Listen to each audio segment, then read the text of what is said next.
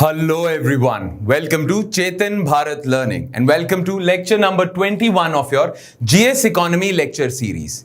आज के लेक्चर में भी हम एग्रीकल्चर एंड एलाइड एक्टिविटीज को कंटिन्यू करेंगे. ऑलराइट, तो आज हम करेंगे एग्रीकल्चर एंड एलाइड एक्टिविटीज या agriculture and allied sector part 3. But part 3 start करने से पहले हम पार्ट 2 का एक टॉपिक कंप्लीट कर लेते हैं. आपको याद होगा पिछले लेक्चर में मैंने आपको बोला था नेक्स्ट लेक्चर में हम फूड प्रोसेसिंग सेक्टर करेंगे. नाउ फूड प्रोसेसिंग जो सेक्टर है आपका, फूड प्रोसेसिंग रिलेटेड जो पोर्शन है आपके सिलेबस में, वो काफी इंपॉर्टेंट है और उसे करना बहुत ज्यादा जरूरी है. इसीलिए पार्ट 3 स्टार्ट करने से पहले हम फूड प्रोसेसिंग सेक्टर को देख लेते हैं. ऑलराइट, फटाफट से फिर हम पार्ट 3 सेक्टर को देखेंगे, part 3 portion of this topic को देखेंगे. सबसे पहले हम स्टार्ट करते हैं फूड प्रोसेसिंग सेक्टर.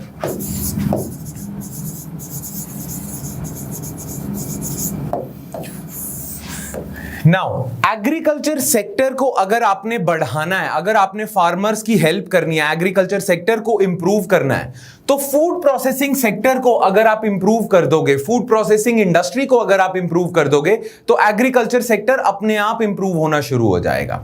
इसीलिए गवर्नमेंट जो है ना, वो बहुत ज्यादा फूड प्रोसेसिंग सेक्टर पे फोकस दिखाती है या करती भी है.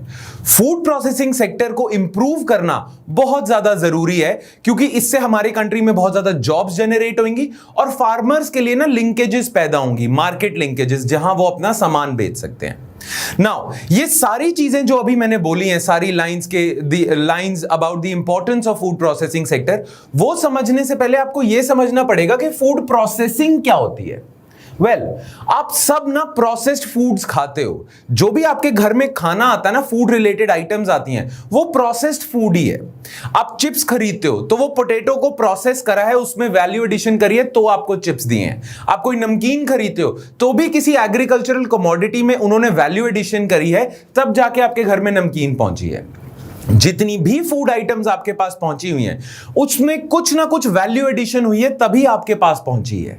राइट, तो फूड प्रोसेसिंग सेक्टर एक्चुअली आपके फूड आइटम्स पे या एग्रीकल्चरल कमोडिटीज पे वैल्यू एडिशन करता है और इवेंचुअली कंज्यूमर तक पहुंचाता है. क्लियर? नाउ जो फूड प्रोसेसिंग सेक्टर है, एक्चुअली फूड प्रोसेसिंग बहुत टाइमों से चली रही है, सिंस टाइम इमेमोरियल. ये मॉडर्न फिनोमिना नहीं है. सदियों से लोग आटा तो खाते ही हैं, आटे का रोटी बना के तो यूज करते ही हैं, कंज्यूम करते ही हैं. नाउ आटा कहां से बनता है? जो व्हीट की ग्रेन्स हैं उन पे आप वैल्यू एडिशन करते हो, उसकी प्रोसेसिंग करते हो, तभी एक फ्लावर बनता है, फ्लोर जिसे हम ये कहते हैं, आटा बनता है. उसी की आप एडिबल ब्रेड्स बनाते हो, रोटी बनाते हो. राइट, तो वो भी प्रोसेसिंग का ही पार्ट है. क्लियर? बट इसी में ही एक इंडस्ट्री अब मॉडर्न फिनोमिना में ही है. फूड प्रोसेसिंग तो बहुत टाइम से चल रहा है, बट फूड प्रोसेसिंग के अराउंड अब एक इंडस्ट्री आ चुकी है. बहुत सारी कंपनीज फूड प्रोसेसिंग करके देती हैं, उन्हीं कंपनीज को बढ़ाने का गवर्नमेंट काम करती है. खैर, हम बात करते हैं कि फूड प्रोसेसिंग कितने टाइप की होती है, उसी से ही आपको आइडिया लग जाएगा फूड प्रोसेसिंग के बारे में. ना फूड प्रोसेसिंग जो होती है ना, वो 3 तरीके की होती है: primary, secondary food processing and tertiary food processing.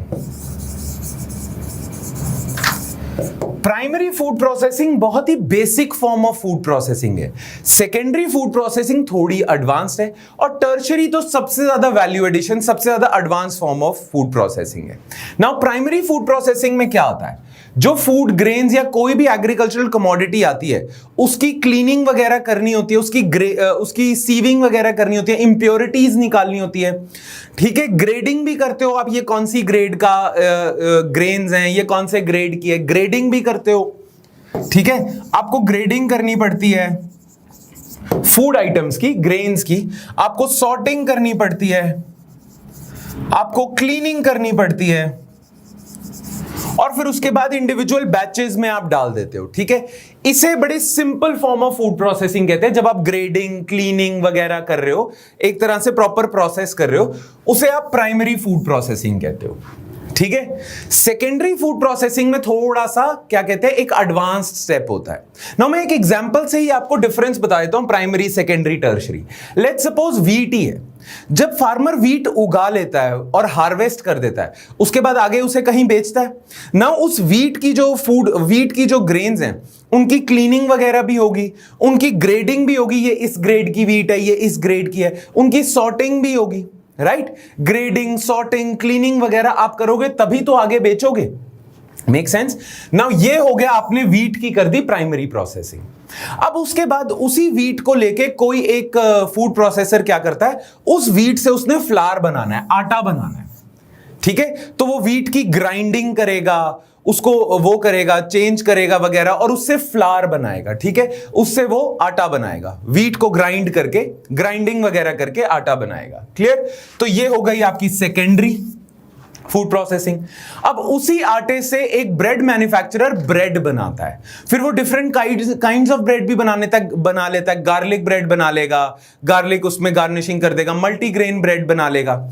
ये जो ब्रेड बनाने का फिनोमिना है, ये टर्शरी है, ठीक है। एक और एग्जांपल दे देता हूं। आपके पास जो टोमेटो सॉस आती है वो टोमेटो से बनती है। तो सबसे पहले जो टोमेटो फार्मर उगा रहा है वो टोमेटोज की ग्रेडिंग, सॉर्टिंग, क्लीनिंग वगैरह करेगा, प्राइमरी प्रोसेसिंग होगी। फिर टोमेटोज को काटेगा पीसीज में या उसकी प्यूरी बना लेगा, ठीक है, ग्राइंड कर लेगा उसे अच्छे से, सेकेंडरी फूड प्रोसेसिंग होगी। फिर उसके बाद उसी से आप टोमेटो केचप बनाओगे, highest form of value addition करोगे, वो टर्शरी फूड प्रोसेसिंग होगी। सिमिलरली आप जैम खरीदते हो मार्केट से, जो जैम होता है वो फ्रूट्स का बनता है। फ्रूट्स की ग्रेडिंग, सॉर्टिंग, क्लीनिंग करी, प्राइमरी प्रोसेसिंग। फिर फ्रूट्स की पेस्ट वगैरह बनाया, सेकेंडरी। फिर उसी से आपने जैम बना दिया, टर्शरी, राइट। नाउ ज्यादातर इंडिया में ना ये होती हैं, प्राइमरी और सेकेंडरी फूड प्रोसेसिंग होती है। टर्शरी के लिए बड़ी बड़ी एमएनसीज काम करती हैं, बड़ी बड़ी मल्टीनेशनल कंपनीज काम करती हैं। जैसे फॉर एग्जांपल आप जो पोटैटो चिप्स खाते हो, लेज के चिप्स हो गए, कुरकुरे वगैरह, ये सारे जो चिप्स खा रहे हो, वो जो पोटैटो होंगे उनकी प्राइमरी प्रोसेसिंग भी हुई होगी, सेकेंडरी प्रोसेसिंग भी हुई होगी, पर वो जो चिप्स की शेप उसे देते हैं ये बड़ी बड़ी कंपनीज ही कर रही होती हैं। क्लियर। नाउ कहा यह जाता है कि फूड प्रोसेसिंग सेक्टर को अगर इंडिया बहुत ज्यादा बढ़ा देना तो इंडिया का बहुत ज्यादा फायदा होएगा, एक इंडस्ट्री अपने आप जन्मेगी। प्लस जितना ज्यादा इंडिया में फूड प्रोसेसिंग सेक्टर अच्छा होता है उतना ज्यादा फार्मर्स को भी फायदा है, क्योंकि फार्मर्स की क्रॉप्स बिकेंगी। Make sense. तो जितना आपके कंट्री में फूड प्रोसेसिंग सेक्टर एडवांस होता है उतना ही आपके फार्मर्स को भी, फार्म सेक्टर को भी एम्पावरमेंट मिलती है, क्योंकि जितना ऊपर फूड प्रोसेसिंग होगा उतनी डिमांड फॉर एग्रीकल्चरल कमोडिटीज होगी, ज्यादा खरीदेंगे ना वो पोटैटो, टोमेटो वगैरह, व्हीट। तो जितनी डिमांड फॉर एग्रीकल्चरल कमोडिटीज उतना फायदा। Clear. Now food processing sector के बारे में ना कुछ और चीजें हम देख लेते हैं। फूड प्रोसेसिंग सेक्टर का इंडिया में स्कोप देख लेते हैं कि इंडिया में स्कोप क्या है, क्या अच्छा स्कोप है या इंडिया में स्कोप ही नहीं है फूड प्रोसेसिंग सेक्टर का, तो इसे जाने दो, ठीक है। तो एक तो हम फूड प्रोसेसिंग सेक्टर का स्कोप देखेंगे कि कितना स्कोप है इसको बढ़ने में, और हम देखेंगे सिग्निफिकेंस फूड प्रोसेसिंग सेक्टर का, कि फूड प्रोसेसिंग सेक्टर को बढ़ावा देने से एडवांटेजेस क्या क्या मिलेंगे। सिग्निफिकेंस यानी कि एडवांटेजेस भी आप ले सकते हो, ठीक है। तो स्कोप क्या है इंडिया में, फूड प्रोसेसिंग सेक्टर का स्कोप क्या है? वेल, कहा यह जाता है कि इंडिया में फूड प्रोसेसिंग सेक्टर का बहुत ज्यादा स्कोप है। क्यों? क्योंकि इंडिया में ना सॉइल टाइप्स बहुत ज्यादा है, डिफरेंट टाइप्स ऑफ सॉइल्स हैं इंडिया में, डिफरेंट टाइप्स ऑफ क्लाइमेट्स हैं, क्लाइमेटिक कंडीशंस है, क्लाइमेट्स तो नहीं कहना चाहिए, क्लाइमेटिक कंडीशंस हैं, ठीक है। इंडिया में फार्म लैंड बहुत ज्यादा है, आपके पास एरेबल लैंड ठीक ठाक है। क्लियर। तो इन तीन कंडीशंस के वजह से आपके पास वैरायटी ऑफ एग्रीकल्चरल कमोडिटीज आ जाएंगी। अगर आपके पास एक ही सॉइल टाइप होता तो आपके पास एक या दो टाइप की ही क्रॉप्स उगती, ठीक है, पर आपके पास वैरायटी ऑफ सॉइल टाइप्स है, क्योंकि इंडिया में क्लाइमेटिक कंडीशंस बहुत ज्यादा वेरीड है, सॉइल मॉइस्चर बहुत ज्यादा वेरीड है, ब्लैक सॉइल भी है, कहीं एलुवियल सॉइल भी है, कहीं रेड सॉइल भी है, कहीं, ठीक है, आप बहुत लेटेराइट सॉइल्स भी हैं कहीं, तो उससे आपके पास एग्रीकल्चरल कमोडिटीज बहुत आ जाती हैं, different variety of agricultural commodity है, ठीक है। तो डिफरेंट सॉइल टाइप्स हैं आपके पास, डिफरेंट क्लाइमेटिक कंडीशंस हैं, प्लस आपके पास एग्रीकल्चर के लिए जो एरेबल लैंड है वो भी बहुत है, तो आप बल्क में डिफरेंट डिफरेंट एग्रीकल्चरल कमोडिटीज बना सकते हो। आप बल्क में फूड प्रोसेसिंग सेक्टर के लिए रॉ मटेरियल तैयार कर सकते हो। आपके पास रॉ मटेरियल की तो कोई कमी नहीं है, राइट? और क्योंकि आपके पास रॉ मटेरियल के लिए कमी नहीं है, फूड प्रोसेसिंग सेक्टर के लिए फूड प्रोसेसिंग सेक्टर का स्कोप अच्छा है। क्लियर? दूसरी चीज पता है क्या, ये तो अभी तक मैंने रॉ मटेरियल की बात करी है, और भी स्कोप है। इंडिया में ना अर्बनाइजेशन धीरे धीरे होती जा रही है, काफी ज्यादा अर्बनाइजेशन होती जा रही है ना। ये जो बड़े बड़े मेट्रोपोलिस बनते जा रहे हैं, वहां पे लोग ना पैकेज फूड और प्रोसेस फूड को ज्यादा प्रेफर करते हैं, या डिमांड बहुत ज्यादा है प्रोसेस्ड फूड की। अभी तक हम अपने प्रोसेस फूड जनरली जो शहरों में रहने वाले हैं या बड़े बड़े मेट्रोपोलिस में रहने वाले हैं, दिल्ली, बॉम्बे वगैरह, वो जॉब्स करते हैं ना, उनके पास इतना टाइम नहीं है कि घर में ही कनक मंगवा ली, कनक को पीस दिया, उसका आटा बना दिया, ये सारी चीजें वो नहीं कर सकते। इसीलिए डिमांड फॉर प्रोसेस फूड बहुत ज्यादा बढ़ता जा रहा है ड्यू टू राइजिंग अर्बनाइजेशन। और डिमांड अगर बढ़ती जाएगी तो भी बढ़िया है। एक, इन्हें रॉ मटेरियल अच्छा खासा मिलता जा रहा है, दूसरा डिमांड भी तो है प्रोसेस फूड की, प्लस कल्चर भी तो ऐसा बनता जा रहा है। पहले विलेज टाइप कल्चर नहीं है, अब अर्बनाइज टाइप कल्चर है कि आप मार्केट से प्रोसेस फूड बहुत ज्यादा खरीदते हो, प्रोसेस फूड की कंजम्पशन बहुत ज्यादा है, मिडिल क्लास बढ़ती जा रही है जिसकी बाइंग पावर भी है। Make sense? तो इसीलिए डिमांड बहुत ज्यादा है, कल्चर चेंज होता जा रहा है, अर्बनाइजेशन की वजह से कल्चर चेंज होता जा रहा है, प्लस बंदे भी तो बहुत ज्यादा हैं इंडिया में। इंडिया को अपने लोगों का फायदा उठाना चाहिए, इतनी ज्यादा बड़ी मिडिल क्लास है जिसकी बाइंग पावर भी है और जो प्रेफर करता है प्रोसेस फूड। तो स्कोप तो बहुत अच्छा खासा है, ठीक ठाक है। पर दूसरी चीज हमें ध्यान रखना चाहिए कि फूड प्रोसेसिंग सेक्टर का स्कोप तो है, और इसीलिए फूड प्रोसेसिंग सेक्टर इंडिया में बहुत आगे बढ़ सकता है, पर इसका फायदा क्या है हमें? गवर्नमेंट को इस पे इतना फोकस क्यों करना चाहिए? गवर्नमेंट बहुत फोकस लगा रही है, national mission for food processing, बड़ी बड़ी स्कीम्स लेके आती है कि फूड प्रोसेसिंग सेक्टर हमेशा ग्रो करता जाए। इंडिया का जो पोटेंशियल है, स्कोप या पोटेंशियल की बात करूं अगर मैं, तो वो बहुत ज्यादा है। और बिकॉज फूड प्रोसेसिंग सेक्टर की सिग्निफिकेंस ज्यादा है, एडवांटेजेस ज्यादा है, इसीलिए we are persuaded to achieve our potential. ये जो पूरा स्कोप है हमारा, उसका पूरा फायदा उठाना चाहते हैं क्योंकि कुछ एडवांटेजेस हैं।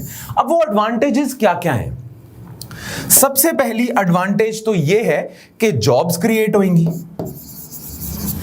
ठीक है। और वैसे भी ना कहा यह जाता है कि ये जो फूड प्रोसेसिंग सेक्टर है ना, ये लेबर इंटेंसिव है, ज्यादा लेबर इंटेंसिव है ये। स्पेशली प्राइमरी और सेकेंडरी फूड प्रोसेसिंग तो बहुत लेबर इंटेंसिव है। देखो वैसे तो हम ये डिस्कस कर चुके हैं, मैं दोबारा आपको याद दिला देता हूं कि जो आपका इंडस्ट्रीज होती है ना, उन्हें आप जनरली दो पार्ट्स में डिवाइड कर लेते हो। कुछ इंडस्ट्रीज होती हैं आपकी लेबर इंटेंसिव, कुछ इंडस्ट्रीज होती हैं आपकी कैपिटल इंटेंसिव। देखो जो कैपिटल इंटेंसिव इंडस्ट्रीज है ना, उनमें मशीन्स टूल्स का ज्यादा रोल होता है। जो लेबर इंटेंसिव इंडस्ट्रीज होती है ना, उनमें लेबरर्स का ज्यादा रोल होता है, इसलिए ज्यादा से ज्यादा लेबरर्स हायर करते हैं लेबर इंटेंसिव इंडस्ट्री। जैसे हमारी कंट्री की टेक्सटाइल इंडस्ट्री होगी, लेदर इंडस्ट्री होगी, फुटवेयर इंडस्ट्री होगी, ये सारी ना लेबर इंटेंसिव है। ये अगर बढ़ेंगी तो अपने साथ साथ जॉब्स भी बहुत ज्यादा बढ़ाएंगी। वेराज कैपिटल इंटेंसिव इंडस्ट्री बढ़ेंगी तो फायदा तो होगा, जॉब्स तो वो भी जनरेट करेंगे, पर इतनी नहीं करेंगे जितनी लेबर इंटेंसिव इंडस्ट्रीज करेंगी, ठीक है।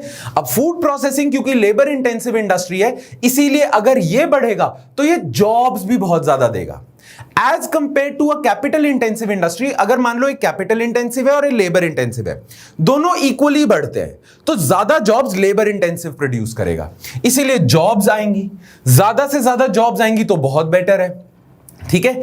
अच्छा एक और चीज, अगर ज्यादा से ज्यादा जॉब्स आएंगी प्राइमरी और सेकेंडरी फूड प्रोसेसिंग सेक्टर में, तो जो प्राइमरी और सेकेंडरी फूड प्रोसेसिंग सेक्टर्स है ना आपके, वो विलेजेस के पास ही होते हैं, क्योंकि विलेजेस में ही एग्रीकल्चरल कमोडिटीज प्रोड्यूस होती हैं। तो ये जो प्राइमरी और सेकेंडरी फूड प्रोसेसिंग रीजन्स है ना जहां होती है, वो विलेजेस के आसपास ही होते हैं, शहरों में कम होते हैं, विलेजेस के आसपास होते हैं।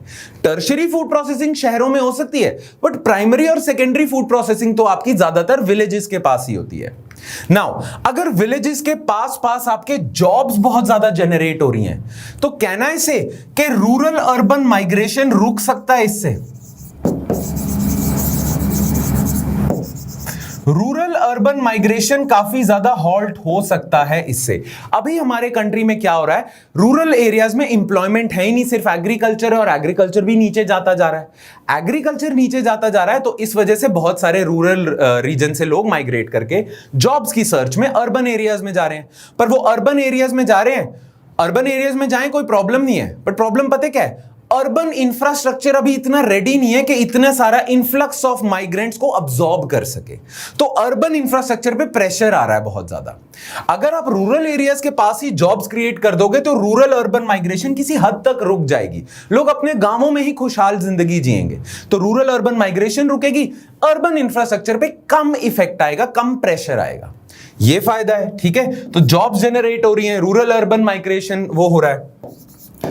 तीसरा है crop diversification.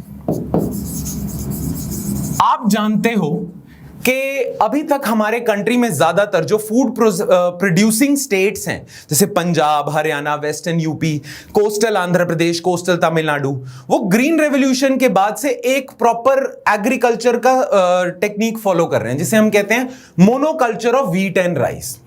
Because of green revolution and because of FCI और because of public distribution system, ज्यादातर फार्मर्स व्हीट और राइस उगाते जा रहे हैं। ठीक है, अब मोनोकल्चर ऑफ व्हीट और राइस से क्या होता है, आपका जो सॉइल है उस पे सिर्फ कुछ ही तरीके की क्रॉप्स उग रही हैं ना। जब आप सॉइल पे कुछ ही तरीके की क्रॉप्स उगाते हो ना, मोनोकल्चर फॉलो करते हो, एक ही टाइप की क्रॉप उगाते हो, तो सॉइल आपका एग्जॉस्टेड हो जाता है और सॉइल फर्टिलिटी गिरने लग जाती है। कहा यह जाता है कि अगर आप सॉइल को प्रिजर्व करना चाहते हो ना ज्यादा देर तक, तो क्रॉप डाइवर्सिफिकेशन जरूरी है। नाउ अगर फूड प्रोसेसिंग सेक्टर बढ़ता है तो क्रॉप डाइवर्सिफिकेशन कैसे होगी? ज्यादातर फार्मर्स व्हीट और राइस से शिफ्ट होके दूसरी क्रॉप्स पे क्यों जाएंगे? वेल, बड़ा सिंपल लॉजिक है। अगर फूड प्रोसेसिंग सेक्टर बढ़ता है तो demand for onions, demand for potato, demand for tomato, fruits, chillies वगैरह, इन सब की डिमांड बढ़ जाएगी। जब इन सब की डिमांड ज्यादा होगी तो farmers will be incentivised to produce these different horticultural crops.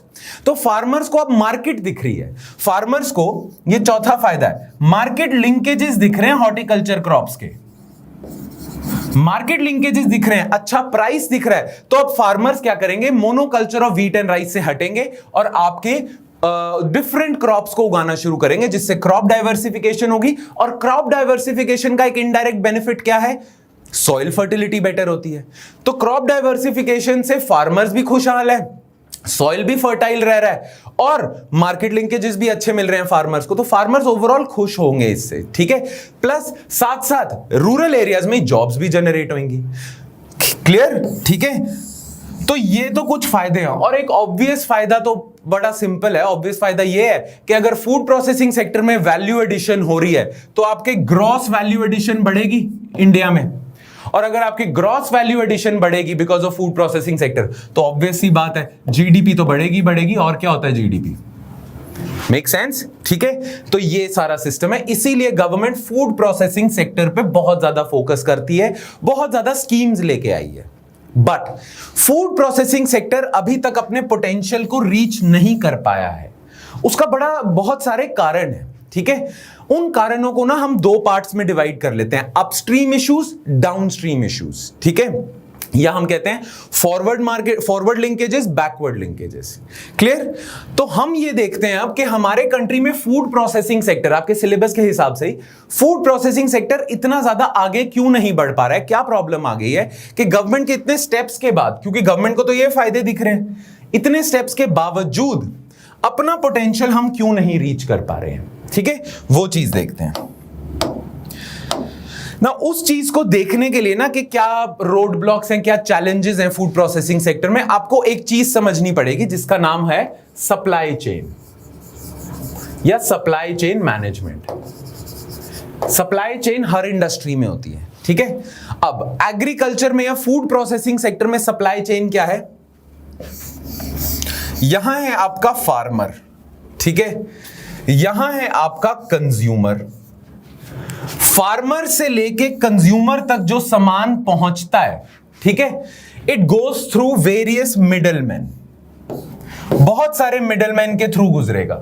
ये फार्मर इसको सामान बेचेगा, ये आड़तिया होगा, ये इसको सामान बेचेगा आगे, ये क्या इंसान क्या करेगा, ये ग्रेडिंग, क्लीनिंग, सॉर्टिंग करेगा, फिर ये सेकेंडरी फूड प्रोसेसर को देगा, टर्शरी फूड प्रोसेसर को देगा, फिर ये देगा किसी बड़ी सी सुपरमार्केट चेन को, फिर सुपरमार्केट चेन के स्टोर्स होंगे, उनका भी मार्जिन होगा। ऐसे करते करते बहुत सारे मिडलमैन आते हैं, तब जाके आपके कंज्यूमर तक पहुंचता है सामान। ठीक है, नाउ ये फ्रॉम फार्म टू प्लेट हम कह देते हैं कि फार्म से लेके, खेत से लेके प्लेट तक, कंज्यूमर की प्लेट तक जो भी सामान पहुंच रहा है ना, it goes through various middleman. तो जो एक फार्म कमोडिटी है, फार्म से लेके कंज्यूमर तक जो भी जर्नी है ना, पूरी जर्नी को हम कह देते हैं सप्लाई चेन। ये आपकी सप्लाई चेन है।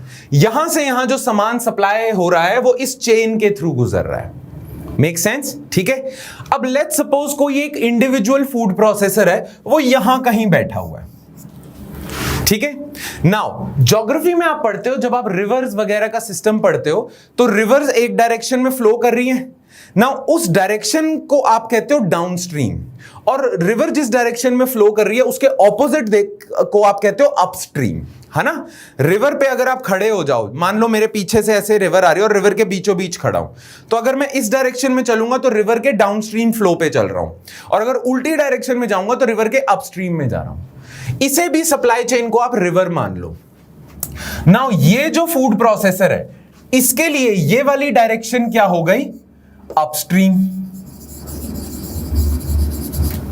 ठीक है। और कंज्यूमर तक वाली डायरेक्शन क्या होगी, डाउनस्ट्रीम। ठीक है। एक और नाम भी हम दे देते हैं, अपस्ट्रीम को हम ये भी कह देते हैं बैकवर्ड लिंकेजेस। बैकवर्ड साइड है ना ये फूड प्रोसेसर के पीछे, बैकवर्ड लिंकेजेस हैं ये। और डाउनस्ट्रीम को हम कह देते हैं फॉरवर्ड। ठीक है। तो दोनों एक ही बात है, पेपर में कंफ्यूज मत होना। अपस्ट्रीम डाउनस्ट्रीम को, अपस्ट्रीम को कहेंगे बैकवर्ड लिंकेजेस, डाउनस्ट्रीम को कहेंगे फॉरवर्ड लिंकेजेस। नाउ इंडिया में जितने भी चैलेंजेस हैं फूड प्रोसेसिंग सेक्टर को लेके, उन्हें हम दो पार्ट्स में डिवाइड कर देते हैं। हम कहते हैं अपस्ट्रीम इश्यूज, अपस्ट्रीम पे क्या क्या चैलेंजेस हैं, और डाउनस्ट्रीम में क्या क्या चैलेंजेस हैं। कहा यह जाता है कि इंडिया में ना फूड प्रोसेसिंग सेक्टर इसलिए नहीं बढ़ रहा क्योंकि इंडिया में फूड प्रोसेसिंग सेक्टर की सप्लाई चेन में प्रॉब्लम है। सप्लाई चेन में ही सारी प्रॉब्लम्स है, तभी इंडिया में फूड प्रोसेसिंग सेक्टर बढ़ नहीं रहा है। क्योंकि इंडिया में फूड प्रोसेसिंग सेक्टर का पोटेंशियल तो बहुत ज्यादा है, इतना सामान हम प्रोड्यूस करते हैं, डिफरेंट सॉइल टाइप्स हैं, इतनी डिमांड है, डिमांड भी है, सप्लाई भी है, फिर भी फूड प्रोसेसिंग सेक्टर क्यों नहीं बढ़ रहा। फिर भी ऐसा क्यों होता है कि ये जो डिमांड वाले लोग हैं, जिनके जो डिमांड कर रहे हैं प्रोसेस्ड फूड, ये बाहर से इंपोर्ट करवा लेते हैं सामान। जरूर कोई प्रॉब्लम है हमारी सप्लाई चेन में कि सप्लाई करने वाले भी सप्लाई कर सकते हैं, डिमांड भी हो रही है, पर इन तक ये सप्लाई डिमांड मीट नहीं हो रही है, बिकॉज सप्लाई चेन में कुछ इश्यूज हैं। तो फूड प्रोसेसिंग सेक्टर की सारी प्रॉब्लम सप्लाई चेन से आती है, और सप्लाई चेन को हम दो पार्ट्स में डिवाइड कर लेते हैं, अपस्ट्रीम इश्यूज, डाउनस्ट्रीम इश्यूज। ठीक है। तो एक एक करके देख लेते हैं अपस्ट्रीम इश्यूज क्या हैं, डाउनस्ट्रीम इश्यूज क्या हैं। पहले हम अपस्ट्रीम की बात करते हैं। आपके नोट्स में ना थोड़ा डिटेल में मैंने दिया हुआ है, वो डिटेल में पढ़ जरूर लेना। यहां हम ब्रीफ में बात करेंगे आपकी कॉमन अंडरस्टैंडिंग के लिए। ओके। अब देख लेते हैं, ये मान लो एक बीच में इस सप्लाई चेन में बहुत सारे फूड प्रोसेसर है, ये एक फूड प्रोसेसर है, इसके हिसाब से देखते हैं। नाउ इसके लिए अपस्ट्रीम चैलेंजेस क्या है। वेल फॉर अ वेरी एक बहुत सिंपल चैलेंज है, इंडिया में ना प्रॉपर स्टोरेज फैसिलिटीज नहीं है। जिन प्रोडक्ट्स में, जिन फूड कमोडिटीज में ये प्रोसेसर डील कर रहा है वो है पेरिशेबल कमोडिटीज। टोमेटो हो गया, फ्रूट्स वगैरह हो गए, वो पेरिश जल्दी हो जाते हैं ना, तो उन्हें प्रॉपर कोल्ड स्टोरेजेस वगैरह चाहिए। तो इंडिया में प्रॉपर स्टोरेज फैसिलिटीज नहीं है, इंडिया में प्रॉपर ट्रांसपोर्टेशन फैसिलिटीज नहीं है, रोड्स अच्छी नहीं है वगैरह वगैरह। प्लस वेस्ट में तो क्या है कि आपके ना कोल्ड स्टोरेज की ट्रेन्स चलती हैं, जिनके डब्बे में कोल्ड स्टोरेज होता है, बसेस होती हैं कोल्ड स्टोरेजेस वाली। इंडिया में इतनी ज्यादा क्वांटिटी में कोल्ड स्टोरेज वाली बसेस नहीं है, तो ट्रांसपोर्ट होते होते कई सामान आपका खराब हो जाता है, राइट। तो ये प्रॉब्लम है। दूसरी प्रॉब्लम आपकी क्या है, दूसरी प्रॉब्लम है आपकी एपीएमसी। और यहां पे फार्म बिल में जो हमने करंट अफेयर्स में डिस्कस करा था वो याद करना। एपीएमसी में क्या प्रॉब्लम है? एपीएमसी में याद करो, फार्म बिल जब हमने डिस्कस करा था तो मैंने आपको बताया था कि एपीएमसी की वजह से मल्टीपल टैक्सेस लगते हैं, मार्केट फी लगती है, फिर कमीशन फी लगती है, मल्टीपल टैक्सेशन होती है। और उन मल्टीपल टैक्सेशन का क्या होता है? Cascading effect. रिमेंबर? अगर नहीं याद आ रहा तो वो वीडियो दोबारा देखना। कास्केडिंग इफेक्ट होता है। तो कास्केडिंग इफेक्ट में क्या होता है? इवेंचुअली चीज का प्राइस बहुत ज्यादा बढ़ता जाता है। तो इसको ना एक्चुअली रॉ मटेरियल बहुत महंगा मिल रहा है बिकॉज ऑफ कास्केडिंग इफेक्ट। ठीक है, तो मल्टीपल लेवीज हैं, प्लस इसको ना मान लो ये बहुत बड़ी कंपनी है, चिप्स की कंपनी है, ठीक है, इसको बल्क में पोटैटो चाहिए। पर इंडिया में ना जो लैंड होल्डिंग्स हैं फार्मर्स के पास वो फ्रैगमेंटेड हैं, बहुत छोटे छोटे फार्मर्स हैं। अगर इसे कोई एक फार्मर मिल जाए जिसके पास 500 एकड़ जमीन हो, ठीक है, और वो पोटैटो ही उगाता हो, तो वो एक ग्रेड के, एक टाइप के पोटैटो उगाएगा जो इसको चाहिए। मान लो इसे एक पर्टिकुलर ग्रेड और पर्टिकुलर क्वालिटी का पोटैटो चाहिए, ठीक है, तो ये एक ही फार्मर को कांटेक्ट करे और उससे बल्क में ले ले। पर इंडिया में बहुत कम फार्मर्स हैं जिन पे बड़ी लैंड है, छोटे छोटे फार्मर्स हैं, छोटे छोटे फार्मर्स हैं, ठीक है, और वो छोटे छोटे फार्मर्स की फ्रैगमेंटेड लैंड होल्डिंग्स हैं, तो उनमें ना क्वालिटी का बहुत फर्क आ जाता है। पर ये वो भी संभाल ले, अगर इसको अलाउड हो के ये डायरेक्टली फार्मर से परचेज कर सकता है। ये डायरेक्टली फार्मर से परचेज नहीं कर सकता, इसे खरीदना भी होगा तो एपीएमसी की मंडी से करेगा ना। आपकी एपीएमसी मंडी में ना ग्रेडिंग फैसिलिटीज अच्छी नहीं है, सॉर्टिंग फैसिलिटीज अच्छी नहीं है, तो जिस ग्रेड का इसे पोटैटो चाहिए इसके लिए इसे बहुत मशक्कत करनी पड़ती है, ठीक है, बहुत ज्यादा इसे प्रॉब्लम फेस करनी पड़ती है। तो आपके एग्रीकल्चरल मार्केटिंग की वजह से बहुत ज्यादा प्रॉब्लम्स है, एपीएमसी बहुत बड़ा प्रॉब्लम था। बट अब फार्म बिल आ गया है और फार्म बिल में यह कह दिया कि कोई भी बड़ा एग्रीगेटर या कोई भी बड़ा फूड प्रोसेसर डायरेक्टली फार्मर से परचेज कर सकता है बिना एपीएमसी के। इसी को तो फार्मर्स प्रोटेस्ट कर रहे हैं। कॉन्ट्रैक्ट फार्मिंग आपने करा होगा, हमने फार्म प्रोड्यूस बिल में करा था, फार्म बिल्स में करा था, एक कॉन्ट्रैक्ट फार्मिंग भी है। इसे जिस ग्रेड का पोटैटो चाहिए डायरेक्टली फार्मर्स के साथ कॉन्ट्रैक्ट कर सकता है। He can bypass cascading effect, he can bypass APMC, और वो अब डायरेक्टली कर सकता है। ठीक है, क्लियर? तो अपस्ट्रीम पहले इश्यूज जो थे ना एपीएमसी से रिलेटेड वो अब खत्म हो गए। प्लस क्योंकि अब इसका खुद का बिजनेस है तो ये इन्वेस्टमेंट भी करेगा स्टोरेज फैसिलिटीज में, ट्रांसपोर्ट फैसिलिटीज में, क्योंकि अब खुद कर सकता है ये। क्लियर? पहले एपीएमसी पे डिपेंड करता था काफी ज्यादा। तो ये कुछ अपस्ट्रीम इश्यूज थे। प्लस आपके ट्रांसपोर्ट फैसिलिटीज अच्छी नहीं है, मल्टीपल टैक्सेस है, प्लस आपकी जो एग्रीकल्चरल मार्केट है इंडिया में वो भी फ्रैगमेंटेड है। हर डिस्ट्रिक्ट की अपनी मंडी है और उस मंडी में प्राइसेस अलग हैं, डिफरेंट जगहों पे डिफरेंट प्राइसेस मिल रहे हैं, एक यूनिफाइड मार्केट नहीं थी आपकी। तो ये आपके अपस्ट्रीम इश्यूज थे। अब ये तो अपस्ट्रीम इश्यूज हो गए, काफी हद तक रिजॉल्व हो जाएंगे थ्रू फार्म बिल रिफॉर्म्स। तभी गवर्नमेंट फार्म बिल रिफॉर्म्स कर रही है कि उसमें क्या कह रहे हैं, गवर्नमेंट चाहती है कि बड़े बड़े कॉर्पोरेट्स आए फूड प्रोसेसिंग सेक्टर में। बड़े बड़े अभी तक इसलिए नहीं आ रहे थे क्योंकि ये मुद्दा था। अब ये मुद्दा हट जाएगा तो बड़े बड़े कॉर्पोरेट्स आएंगे, वो स्टोरेज इंफ्रास्ट्रक्चर भी बनाएंगे, ट्रांसपोर्ट इंफ्रास्ट्रक्चर भी बनाएंगे और कॉन्ट्रैक्ट फार्मिंग भी कर लेंगे। तो अपस्ट्रीम इश्यूज काफी हद तक सॉल्व हो जाएंगे। फार्म बिल का एक पर्पस ये भी था कि upstream issues in supply chain food processing की सॉल्व की जा सके। बट डाउनस्ट्रीम इश्यूज भी बहुत सारे हैं। अब इसने सामान बना लिया, इसने पोटैटो खरीद लिया, इसने चिप्स वगैरह बना दिए। अब कंज्यूमर तक पहुंचाने में भी कई डाउनस्ट्रीम इश्यूज हैं। अब वो डाउनस्ट्रीम इश्यूज क्या हैं? एक डाउनस्ट्रीम इश्यूज तो अगेन ये है, इंडिया में अगेन वेयर हाउसिंग फैसिलिटीज अच्छी नहीं है कि ये अपना बल्क का सामान स्टोर कर सके और डिफरेंट रिटेल स्टोर्स में दे सके। ठीक है, तो ये जो स्टोरेज और ट्रांसपोर्ट है ना, ये अपस्ट्रीम इशू भी है, आपका डाउनस्ट्रीम इशू भी है। ठीक है, बट डाउनस्ट्रीम में कुछ अलग अपने इश्यूज भी हैं, ये याद रखना। ये जो स्टोरेज ट्रांसपोर्ट है जिन्हें हम लॉजिस्टिक्स कहते हैं, लॉजिस्टिक्स दोनों साइड पे इशू है, पर डाउनस्ट्रीम के अपने और इश्यूज हैं। एक नंबर 1 क्वालिटी। आपको पता है इंडिया के पास इतनी कैपेसिटी है कि अपने स्नैक्स, इंडिया अपना प्रोसेस्ड फूड, अपने स्नैक्स वगैरह, नमकीने वगैरह बाहर एक्सपोर्ट कर सकता है। बट बाहर की कई कंट्रीज जैसे यूरोपियन कंट्रीज होगी या नॉर्थ अमेरिकन कंट्रीज होगी, वो इंडिया से प्रोसेस्ड फूड पता क्यों नहीं खरीदती?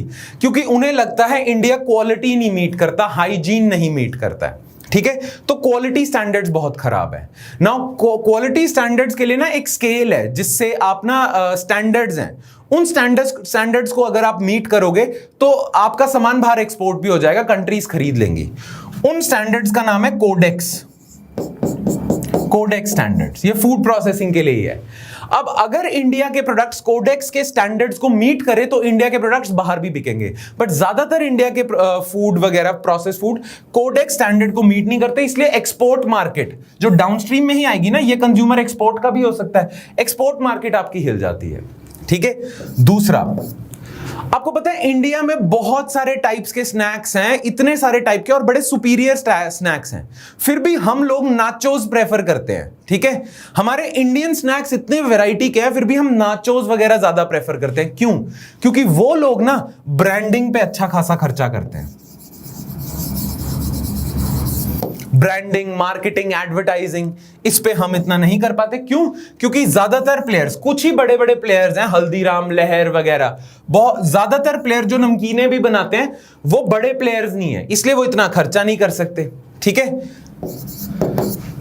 टेस्ट वगैरह के लिए भी रिसर्च करना, उसके लिए लैब फैसिलिटीज होना, वो नहीं है हमारे पास, छोटे प्लेयर्स हैं, और बहुत सारी चीजें हैं। ब्रांडिंग नहीं अच्छी हो रही, टेस्ट पे रिसर्च वगैरह करते रहते हो कि जो ज्यादा कंज्यूमर प्रेफरेंसेस को अपील करे वो वाले टेस्ट आप कर रहे हो। ठीक है, फिर पैकेजिंग हो गया आपका, बेटर पैकेजिंग जिससे प्रेजर्वेशन बहुत अच्छी हो। जैसे आप मिल्क के, दूध के कार्टन्स खरीदने जाते होगे सुपरमार्केट में, तो वो कहते हैं ना टेट्रा पैक में है ना, टेट्रा पैक के ऊपर रिसर्च हुई होगी ना कि इससे दूध ज्यादा देर तक प्रिजर्व हो सकता है ना, वो रिसर्च करनी जरूरी है पैकेजिंग वगैरह में, तभी आपका प्रोडक्ट बिकेगा। क्लियर? और सबसे इंपॉर्टेंट चीज पता क्या है, इंडिया में ना रिटेल चेन्स अच्छी नहीं है। ठीक है, रिटेल का बहुत बुरा हाल है, छोटे छोटे किराने की दुकानें हैं, ठीक है, वहां आप अच्छे से सामान अपना पहुंचा नहीं सकते। अगर इंडिया में बड़े बड़े सुपरमार्केट स्टोर्स हो, वॉलमार्ट जैसी चेन्स हो, तो रिटेल भी अच्छा हो, कॉस्ट भी कम होगी। क्लियर? Make sense? तो ये एक तरह से आपके हो गए अपस्ट्रीम एंड डाउनस्ट्रीम इश्यूज, जिसकी वजह से आपकी सप्लाई चेन फ्रैगमेंटेड है। ठीक है, प्रॉब्लमैटिक है बहुत ज्यादा। अच्छा, एक और चीज मैं आपको बता देता हूं। ठीक है, वैसे तो आपको जब आप नोट्स पढ़ोगे और डाउनस्ट्रीम इश्यूज मिल जाएंगे और अपस्ट्रीम इश्यूज मिल जाएंगे, मैंने बेसिक आपको बता दिए, आप पढ़ के भी समझ लोगे उन्हें, जो एक्स्ट्रा इश्यूज हैं। ठीक है, अच्छा, एक और चीज, सप्लाई चेन की दोबारा बात करते हैं।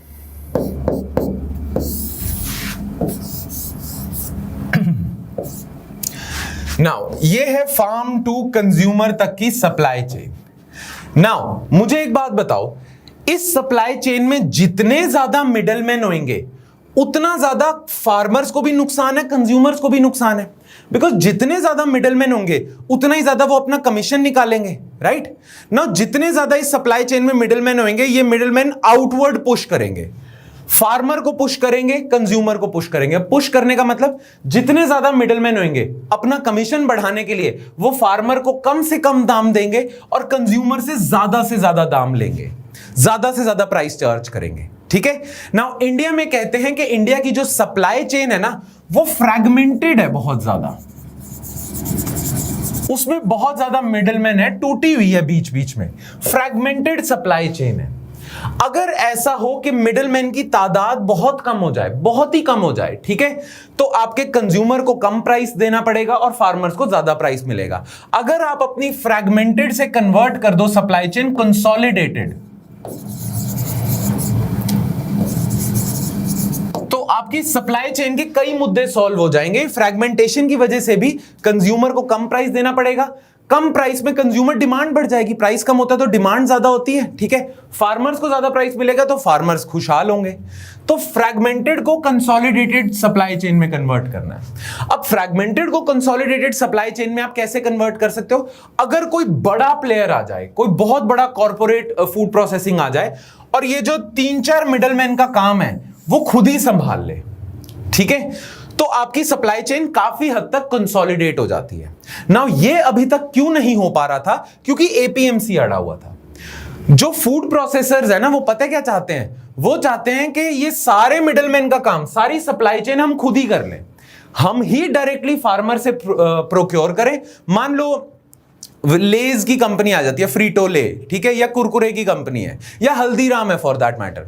हल्दीराम चाहेगा कि कोई मिडलमैन ही ना हो, सारी सप्लाई चेन मेरे पास हो, ठीक है।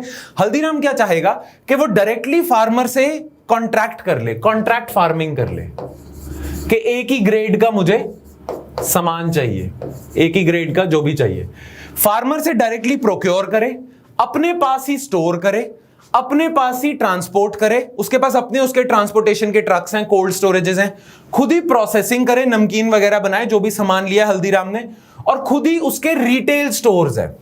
रिटेल स्टोर मतलब हल्दीराम की अपनी शॉप्स हैं जहां पे वो अपने ही प्रोडक्ट्स बेचता है। तो पूरी की पूरी सप्लाई चेन अब हल्दीराम की होगी या किसी भी कंपनी की होगी, ठीक है।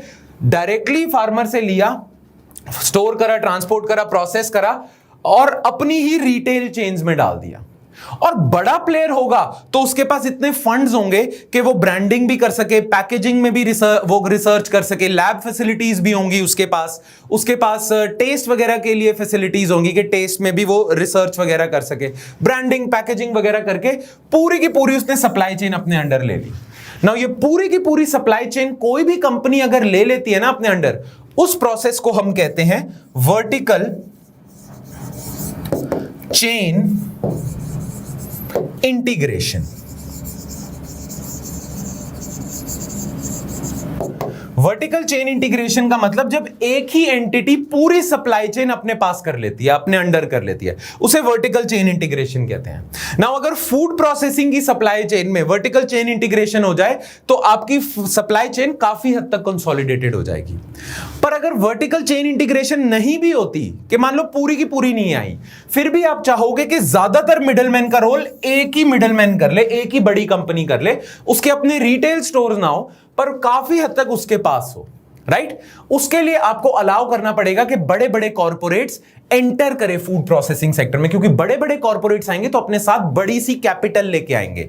उस कैपिटल से उनके पास कैपेसिटी होगी कि पूरी सप्लाई चेन अपने अंडर कर लें। और यही प्रोजेक्ट है, यही ऑब्जेक्टिव है इस बार की फार्म बिल्स का।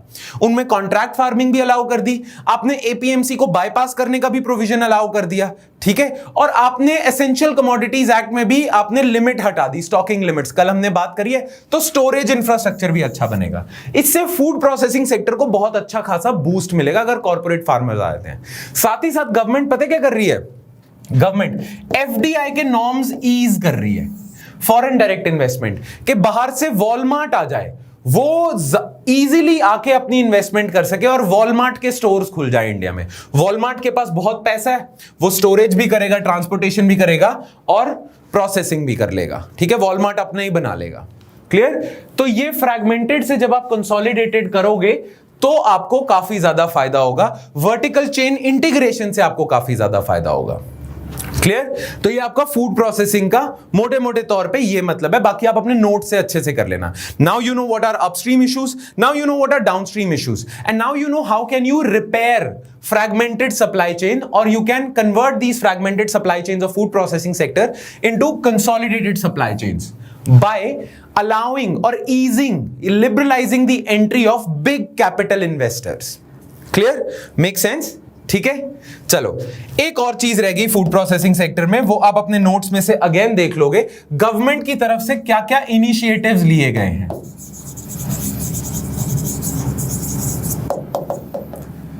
ठीक है, तो आपके नोट्स में ही आपको मिल जाएगा, आप देख सकते हो। गवर्नमेंट एक लेके आई है फूड प्रोसेसिंग सेक्टर को बूस्ट करने के लिए मेगा फूड पार्क स्कीम। आपने सुने भी होंगे, कई जगहों पे खुले हुए हैं mega food park scheme. Then integrated cold chain infrastructure, के कोल्ड चेन का इंफ्रास्ट्रक्चर आपने अच्छा करना है, ठीक है। फिर एक है एबेटुअर मॉडर्नाइजेशन। अभी तक जो हमने बात करी थी ना फूड प्रोसेसिंग की, वो वेजिटेरियन फूड की बात करी थी। नॉन वेज फूड भी तो प्रोसेस होना होता होगा, डायरेक्टली आप जानवर उठा के तो खा नहीं लेते। That also goes through various phases of modernisation processing, ठीक है। तो नॉन वेज फूड में भी जो आप चाहते हो ना कि नॉनवेज फूड भी अच्छे से प्रोसेस हो, तो उसके लिए ना आपको एबेटोर्स को मॉडर्नाइज करना पड़ेगा ना। What are abattoirs? ये स्लॉटर हाउसेज होते हैं जहां पे स्लॉटर किया जाता है, ठीक है, कसाई खाना जिसे कह देते हैं हिंदी वगैरह में। तो एबेटोर हमारे यहाँ पे मॉडर्नाइज नहीं है, यहाँ पे सैनिटेशन फैसिलिटीज अच्छी नहीं है जिसकी वजह से इन्फेक्शंस फैलते हैं, यहाँ पे चिलिंग फैसिलिटीज अच्छी नहीं है, रेफ्रिजरेशन फैसिलिटीज अच्छी नहीं है। तो गवर्नमेंट स्कीम लेके आई है कि एबेटोर को मॉडर्नाइज किया जाए। गवर्नमेंट स्कीम लेके आई है कि कोल्ड चेन इंफ्रास्ट्रक्चर इंडिया में अच्छा बन जाए, कि स्टोरेज फैसिलिटी हो। मेगा फूड पार्क स्कीम लेके आई है ताकि जहां पे मैक्सिमम फूड प्रोसेसर्स एक ही छत के नीचे आ जाएं, ठीक है, उससे इकोनॉमी ऑफ स्केल का फायदा मिलेगा। और बहुत सारी स्कीम्स हैं गवर्नमेंट की तरफ से। फूड प्रोसेसिंग स्कीम है, नेशनल फूड प्रोसेसिंग मिशन है, जिसमें government aims to produce 1 million jobs in the next few years in the food processing sector. तो ये सारी स्कीम से आप एक बारी गो थ्रू कर लेना। Alright, make sense. तो इसी के साथ हमारा खत्म होता है फूड प्रोसेसिंग सेक्टर, और अब हम स्टार्ट करते हैं हमारा agriculture part 3। Now agriculture part 3 में ना हम स्पेसिफिक इश्यूज को देखेंगे, फार्म स्पेसिफिक इश्यूज, जैसे कि फार्मर्स के लिए क्रेडिट एक इशू है, एग्रीकल्चरल क्रेडिट एक इशू होगा, उसको देखेंगे। देन सीड्स का इशू होता है, वो देखेंगे। फर्टिलाइजर्स का इशू है, ठीक है। सब्सिडीज का फार्मर को क्या बेनिफिट है, उसका इशू देखेंगे, ठीक है। सिमिलरली इरिगेशन, इन सारे इश्यूज को ना हम सेपरेटली करेंगे, बिकॉज ये सारे इश्यूज फार्मर्स को बग करते हैं, तो इन इश्यूज को ना हम सेपरेटली देखेंगे। क्लियर? तो एक एक करके इन इश्यूज को देखेंगे हम पार्ट 3 में। ऑलराइट, तो सबसे पहले हम स्टार्ट करते हैं एग्रीकल्चरल क्रेडिट से, कि क्रेडिट की क्या सिचुएशन है एग्रीकल्चर की, क्योंकि फार्मर्स को चीप और अच्छा फाइनेंस प्रोवाइड करना गवर्नमेंट की प्रायोरिटी है, और गवर्नमेंट के लिए जरूरी भी है, बिकॉज फार्मर्स की ना कॉस्ट बढ़ती जा रही है। राइट तो अगर उन्हें कॉस्ट अपनी कवर करनी है फार्मिंग वगैरह में, जो उन्हें वर्किंग कैपिटल चाहिए या उन्हें जो पैसा खर्च करना पड़ता है, उसके लिए उन्हें फाइनेंस चाहिए होता है, और गवर्नमेंट ने बहुत सारी फैसिलिटीज दी हुई हैं फार्मर्स को फाइनेंस देने की।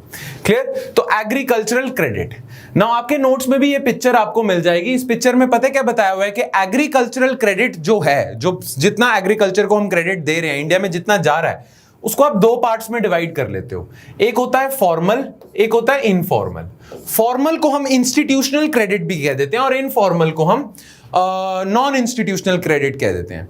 नाउ इनफॉर्मल में कौन कौन आते हैं? इनफॉर्मल या नॉन इंस्टीट्यूशनल में मनी लेंडर्स वगैरह। मनी लेंडर्स ने पैसा दे दिया, आपके रिलेटिव्स आपको पैसा दे देते हैं, आपके फ्रेंड्स आपको पैसा उधार दे देते हैं, लोन पे दे देते हैं। ये तो इनफॉर्मल क्रेडिट सोर्सेज हो गए। Friends, relatives, money lenders, landlords वगैरह दे देते हैं। बट गवर्नमेंट एक चीज को कंट्रोल कर सकती है।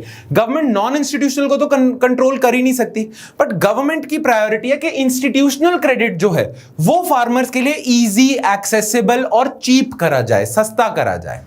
राइट नाउ इंस्टीट्यूशनल क्रेडिट के टॉप पे बैठा होता है आपका एग्रीकल्चरल और रूरल क्रेडिट को कंट्रोल या ओवरसी करता है नाबार्ड। हमने करा हुआ नाबार्ड के बारे में, national bank for agriculture and rural development. Now इसके अंडर तो नहीं, बट एग्रीकल्चरल क्रेडिट देने वाले इंस्टीट्यूशंस कौन से हैं? एक तो आपके शेड्यूल्ड कमर्शियल बैंक्स होंगे, वो देते हैं, उनकी ब्रांचेस देती हैं। फिर आपके रीजनल रूरल बैंक्स हैं, वो देते हैं। फिर आपके पास कोऑपरेटिव बैंक्स हैं, वो एग्रीकल्चरल क्रेडिट में इन्वॉल्व होते हैं। ठीक है, इन इंस्टीट्यूशंस के थ्रू आप इंस्टीट्यूशनल फाइनेंस फार्मर्स को प्रोवाइड करते हो। ऑलराइट, तो ये तो बेसिक आर्किटेक्चर हो गया। इंडिया में एग्रीकल्चरल क्रेडिट को आप 2 पार्ट्स में डिवाइड कर देते हो, इंस्टीट्यूशनल जिसमें बैंक्स आ जाएंगे, cooperative, regional rural, scheduled commercial, और नॉन इंस्टीट्यूशनल यानी कि मनी लेंडर्स वाला। Now timely availability and access to credit, एक second, timely availability and access to credit, both short term credit and long-term credit from formal sources at affordable rates of interest are essential to improve productivity in agriculture. Farm productivity बढ़ाने के लिए farmers को ये cheap finance देना बहुत ज्यादा जरूरी है, और गवर्नमेंट का एम है कि फार्मर्स ज्यादा से ज्यादा इंस्टीट्यूशनल क्रेडिट लें, नॉन इंस्टीट्यूशनल ना रहें। फार्मर्स मनी लेंडर्स पे ज्यादा डिपेंड ना करें, बैंक्स पे ज्यादा डिपेंड करें। उसका सिंपल कारण है, मनी लेंडर्स ना बहुत ज्यादा इंटरेस्ट रेट्स चार्ज करते हैं। ठीक है, फार्मर्स के लिए बड़ा मुश्किल हो जाता है कर्जा चुकाना। जो इंस्टीट्यूशनल सोर्सेज है ना, उसमें फार्मर्स के लिए लोन्स को चीप करने के लिए गवर्नमेंट बहुत सारी स्कीम्स लेके आती है। अगर फार्मर्स मनी लेंडर्स पे डिपेंड करेंगे तो फार्मर्स इन स्कीम्स का फायदा नहीं उठा पाएंगे। इसलिए फॉर्मलाइजेशन करना फार्म क्रेडिट को बहुत ज्यादा इंपॉर्टेंट है। Access to institutional credit enables farmers to enhance productivity by investing in machinery, purchase of variable inputs, fertilizer वगैरह वगैरह। फार्मर अगर इन्वेस्टमेंट अच्छी कर दे अपने फार्म में, ठीक है, तो उसकी प्रोडक्टिविटी इंहांस होती है। एक फार्मर के पास ट्रैक्टर नहीं है, मशीन्स वगैरह नहीं है, थ्रेशर नहीं है, तो उसकी प्रोडक्टिविटी गिरेगी। फर्टिलाइजर पे खर्च करने का पैसा नहीं है तो प्रोडक्टिविटी गिरेगी। इसीलिए agriculture credit is important to improve farm productivity. Investment productivity अच्छी करती है आपकी, और इन्वेस्टमेंट का सोर्स एग्रीकल्चरल क्रेडिट है। However, there is a predominance of informal sources of credit for farmers, which is a concern. ठीक है। एनएसएसओ का कभी एक सर्वे हुआ था, उसमें बताया था आज भी 40% जो लोन्स लिए जा रहे हैं एग्रीकल्चर में वो इनफॉर्मल सोर्सेज से आ रहे हैं। दो ये नंबर अब कम होता जाएगा, ठीक है, गवर्नमेंट अपने स्टेप्स ले रही है, फिर भी आज भी काफी significant chunk of farmers depend on informal sources, वो गवर्नमेंट नहीं चाहती है। There is a need to increase institutional credit for farmers, ठीक है, प्लस रीजनल डिस्पैरिटी भी बहुत ज्यादा है। अब गवर्नमेंट क्या क्या स्कीम्स लेके आ चुकी है ऑलरेडी जिससे इंस्टीट्यूशनल क्रेडिट का फुटप्रिंट फार्म इकोनॉमी में ज्यादा हो। Steps by government to promote agricultural credit. एक तो नाबार्ड इस चीज को देखता है। अब नाबार्ड है क्या, उसके बारे में देख लेते हैं। It is the apex body for developmental credit in rural areas, ठीक है। NABARD was established in 1982 under NABARD Act। तो अगर आपसे पूछा जाए कि is NABARD a statutory body, ठीक है ना, होता है ना एक स्टैट्यूटरी बॉडी, कॉन्स्टिट्यूशनल बॉडी, तो स्टैट्यूटरी बॉडीज वो होती हैं which are established under an act of parliament, ठीक है। तो NABARD is a statutory body because NABARD was created under NABARD Act। Clear? Apart from agriculture credit, NABARD also looks after the development of cottage industry। क्यों? क्योंकि cottage industry rural area का part है। तो NABARD is not just responsible for agriculture, it is also responsible for rural development। ठीक है, small scale and village industry and other rural industries। अब NABARD के functions क्या है? It supervises state cooperative banks, district cooperative banks, regional rural banks and conducts statutory inspections of these banks। ठीक है। It provides refinance facility, और हम refinance कर चुके हैं। जो रूरल क्रेडिट प्रोवाइड कर रहे हैं ना इंस्टीट्यूशन जैसे आरआरबीज, कोऑपरेटिव बैंक्स, उनको रीफाइनेंस फैसिलिटी देना ये भी NABARD का काम है, और हम रीफाइनेंस कर चुके हैं। I hope you remember.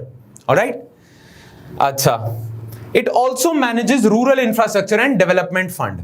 याद है RIDF हमने करा था कि प्रायोरिटी सेक्टर लेंडिंग अगर बैंक्स पूरा ना कर पाए, प्रायोरिटी सेक्टर लेंडिंग टारगेट्स, तो जितने का शॉर्टफॉल होगा बैंक्स को देना पड़ेगा RIDF में, rural infrastructure and development fund. और rural infrastructure and development fund कौन मैनेज करता है? NABARD।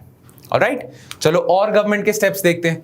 गवर्नमेंट ने एक स्कीम प्रोवाइड करी है फार्मर्स को, इंटरेस्ट सबवेंशन स्कीम।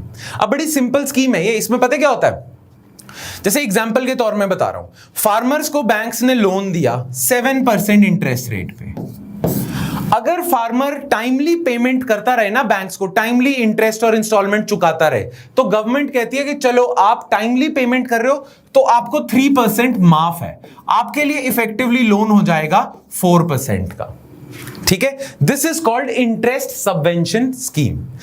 अब फार्मर्स को अगर 4% इंटरेस्ट रेट पे लोन मिल रहा है तो फार्मर्स के लिए तो बहुत चीप प्राइस है ये, तो फार्मर्स ज्यादा से ज्यादा इंस्टीट्यूशनल क्रेडिट की तरफ आएंगे और इससे फार्मर्स को ही फायदा होगा।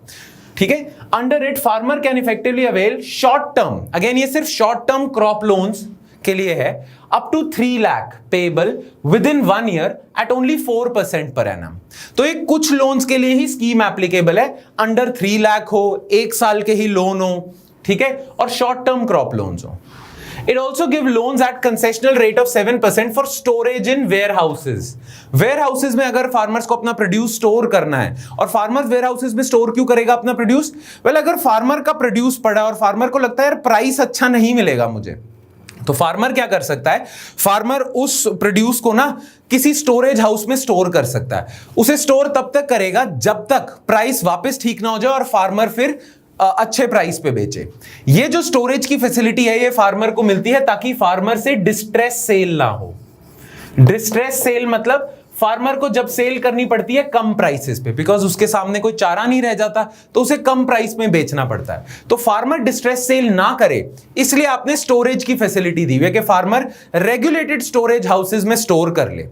अब आप सोच रहे होगे कि फार्मर डिस्ट्रेस सेल इसलिए ही करता है ना क्योंकि उसके पास पैसे नहीं है। अगर वो स्टोर कर देगा तो पैसे कहां से पूरे करेगा?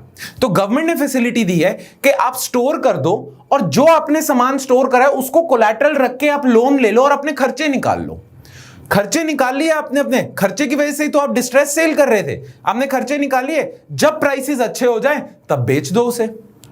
ठीक है, अच्छा लोन भी चुका देना अपना और पैसे भी कमा लेना अच्छे प्राइस वाले। तो it also gives loans at concessional rates of 7% for storage in warehouses aggregated by warehousing development authority, ठीक है, for up to 6 months post harvest, avoiding distress sale. Clear? तो ये आपकी इंटरेस्ट सबवेंशन स्कीम हो गई। ठीक है। अब दूसरी गवर्नमेंट की तरफ से और क्या स्कीम है, जिसे वो स्कीम दूसरी कौन सी स्कीम है? स्कीम का नाम है किसान क्रेडिट कार्ड। अब देखो, जहां तक एग्रीकल्चरल लोन की बात है ना, कि फार्मर को फर्टिलाइजर खरीदने हैं, ट्रैक्टर खरीदना है, एग्रीकल्चर एक्टिविटी के लिए जो उसे पैसा चाहिए वो तो आपको इंस्टीट्यूशन से मिल जाएगा, वो तो आपको बैंक्स वगैरह से मिल जाएगा। बट लेट सपोज फार्मर्स को ना लोन चाहिए कंजम्पशन के लिए। फॉर एग्जांपल, फार्मर्स ना खेती कर रहे हैं और उसको पैसा आएगा 2-3 महीने बाद जब क्रॉप्स तैयार हो जाएंगी, बट तब तक मान लो उसके घर में शादी आ गई, तो शादी पे उसका खर्चा होगा। अब उसके पास पैसे नहीं है, 2-3 महीने बाद पैसे आएंगे, अब उस खर्चे को वो कैसे निकाले? इसीलिए फार्मर्स चले जाते हैं मनी लेंडर के पास, क्योंकि बैंक के पास जाएंगे तो बैंक तो 36 कोलैटरल रखेगा, पेपर वर्क मांगेगा, प्लस बैंक कहेगा किस चीज के लिए लोन चाहिए। अब ये बैंक शादी के लिए तो लोन दे नहीं सकता, वो तो कंजम्पशन लोन है। तो कंजम्पशन लोन बैंक्स के ना पूरे नहीं हो पा रहे थे फ्रॉम इंस्टीट्यूशनल सोर्सेज, तो फार्मर्स मनी लेंडर के पास चले जाते थे। इसी वजह से मनी लेंडर्स का होल्ड था, अभी भी इनफॉर्मल क्रेडिट इंडिया में दिया जा रहा था ना। उस चीज को रोकने के लिए गवर्नमेंट लेके आई किसान क्रेडिट कार्ड। अंडर किसान credit card farmer consumption loans भी ले सकते हैं, ठीक है। It is a short term credit scheme that was introduced in 1998. All individuals, joint borrowers who are owner cultivators, tenant farmer, sharecroppers, इन सब ये अवेलेबल है, ये सब एलिजिबल है, ठीक है।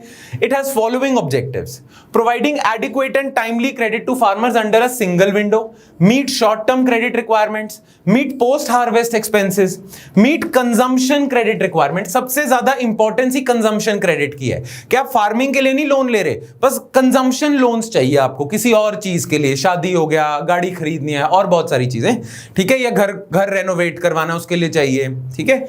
तो ये कंजम्पशन लोन्स के लिए किसान क्रेडिट कार्ड की फैसिलिटी है। Provides working capital for maintenance of farm assets also. Tractor repair कराना है, ट्रैक्टर खरीदना है, उसके लिए अलग लोन है, पर ट्रैक्टर अगर रिपेयर कराना है तो किसान क्रेडिट कार्ड के थ्रू आप कर सकते हो। Make sense? तो ये कंजम्पशन लोन्स के लिए लेके आए ताकि फार्मर्स की डिपेंडेंसी ऑन मनी लेंडर्स कम हो जाए, ठीक है। और स्कीम्स लेके आई है गवर्नमेंट। प्लेज लोन स्कीम, ये प्लेज लोन स्कीम कुछ नहीं है, ये वही है कि फार्मर्स अगर अभी अपने क्रॉप्स नहीं बेचना चाहते बिकॉज ऑफ लो प्राइसेस, तो वो स्टोर कर दें, ठीक है, किसी एक्रेडिटेड वेयर हाउस में स्टोर कर दें। उस स्टोरेज को कोलैटरल रख के फार्मर्स लोन ले सकते हैं और अपना खर्चा पूरा कर सकते हैं, जो अभी थोड़ी देर पहले मैंने आपको बताया, उसे प्लेज लोन स्कीम कहते हैं। प्लेज लोन स्कीम क्यों कहते हैं? फार्मर्स अपना प्रोड्यूस प्लेज कर रहे हैं ना बैंक्स के पास, कोलैटरल रख रहे हैं और उस पे लोन ले रहे हैं। और कोलैटरल क्यों रख रहे हैं बैंक्स? फार्मर्स अभी क्यों नहीं बेच रहे? बिकॉज अभी डिस्ट्रेस्ड प्राइसेस हैं, बहुत सबड्यूड प्राइसेस हैं। फार्मर्स का अभी अपने खर्चे पूरे करने हैं पर दाम अच्छा नहीं मिल रहा, तो गवर्नमेंट ने कहा अपना ये जो क्रॉप्स हैं, जो हार्वेस्टेड मटीरियल, हार्वेस्टेड क्रॉप्स हैं, इसे स्टोर कर दो, रिसीट ले आओ अक्रेडिटेड वेयर हाउस से, ठीक है। रिसीट के ऊपर आप लोन ले सकते हो, उस रिसीट को प्लेज करके या उस आपके प्रोड्यूस को प्लेज करके आप लोन ले सकते हो, खर्चे पूरे कर लो, जब प्राइस अच्छा हो बेच देना, ठीक है। The aim of pledge loan scheme is to protect the interest of farmers against distressed sale of agricultural produce by providing short-term loan against the pledge of the produce at zero. Sometimes government आपको कहती है आप zero interest पे ले जाओ loan या low interest rate, ठीक है। The idea is to provide access to both easy credit and safe and scientific storage. India में scientific storage हो, ठीक है। Next is SHG bank linkage programme. ये बहुत ज्यादा इंपॉर्टेंट है और ये बहुत ज्यादा जीनियस चीज थी जो गवर्नमेंट लेके आई थी, ठीक है। इसको समझने के लिए आपको ना एक चीज समझनी पड़ेगी, वो हम डिस्कस करते हैं।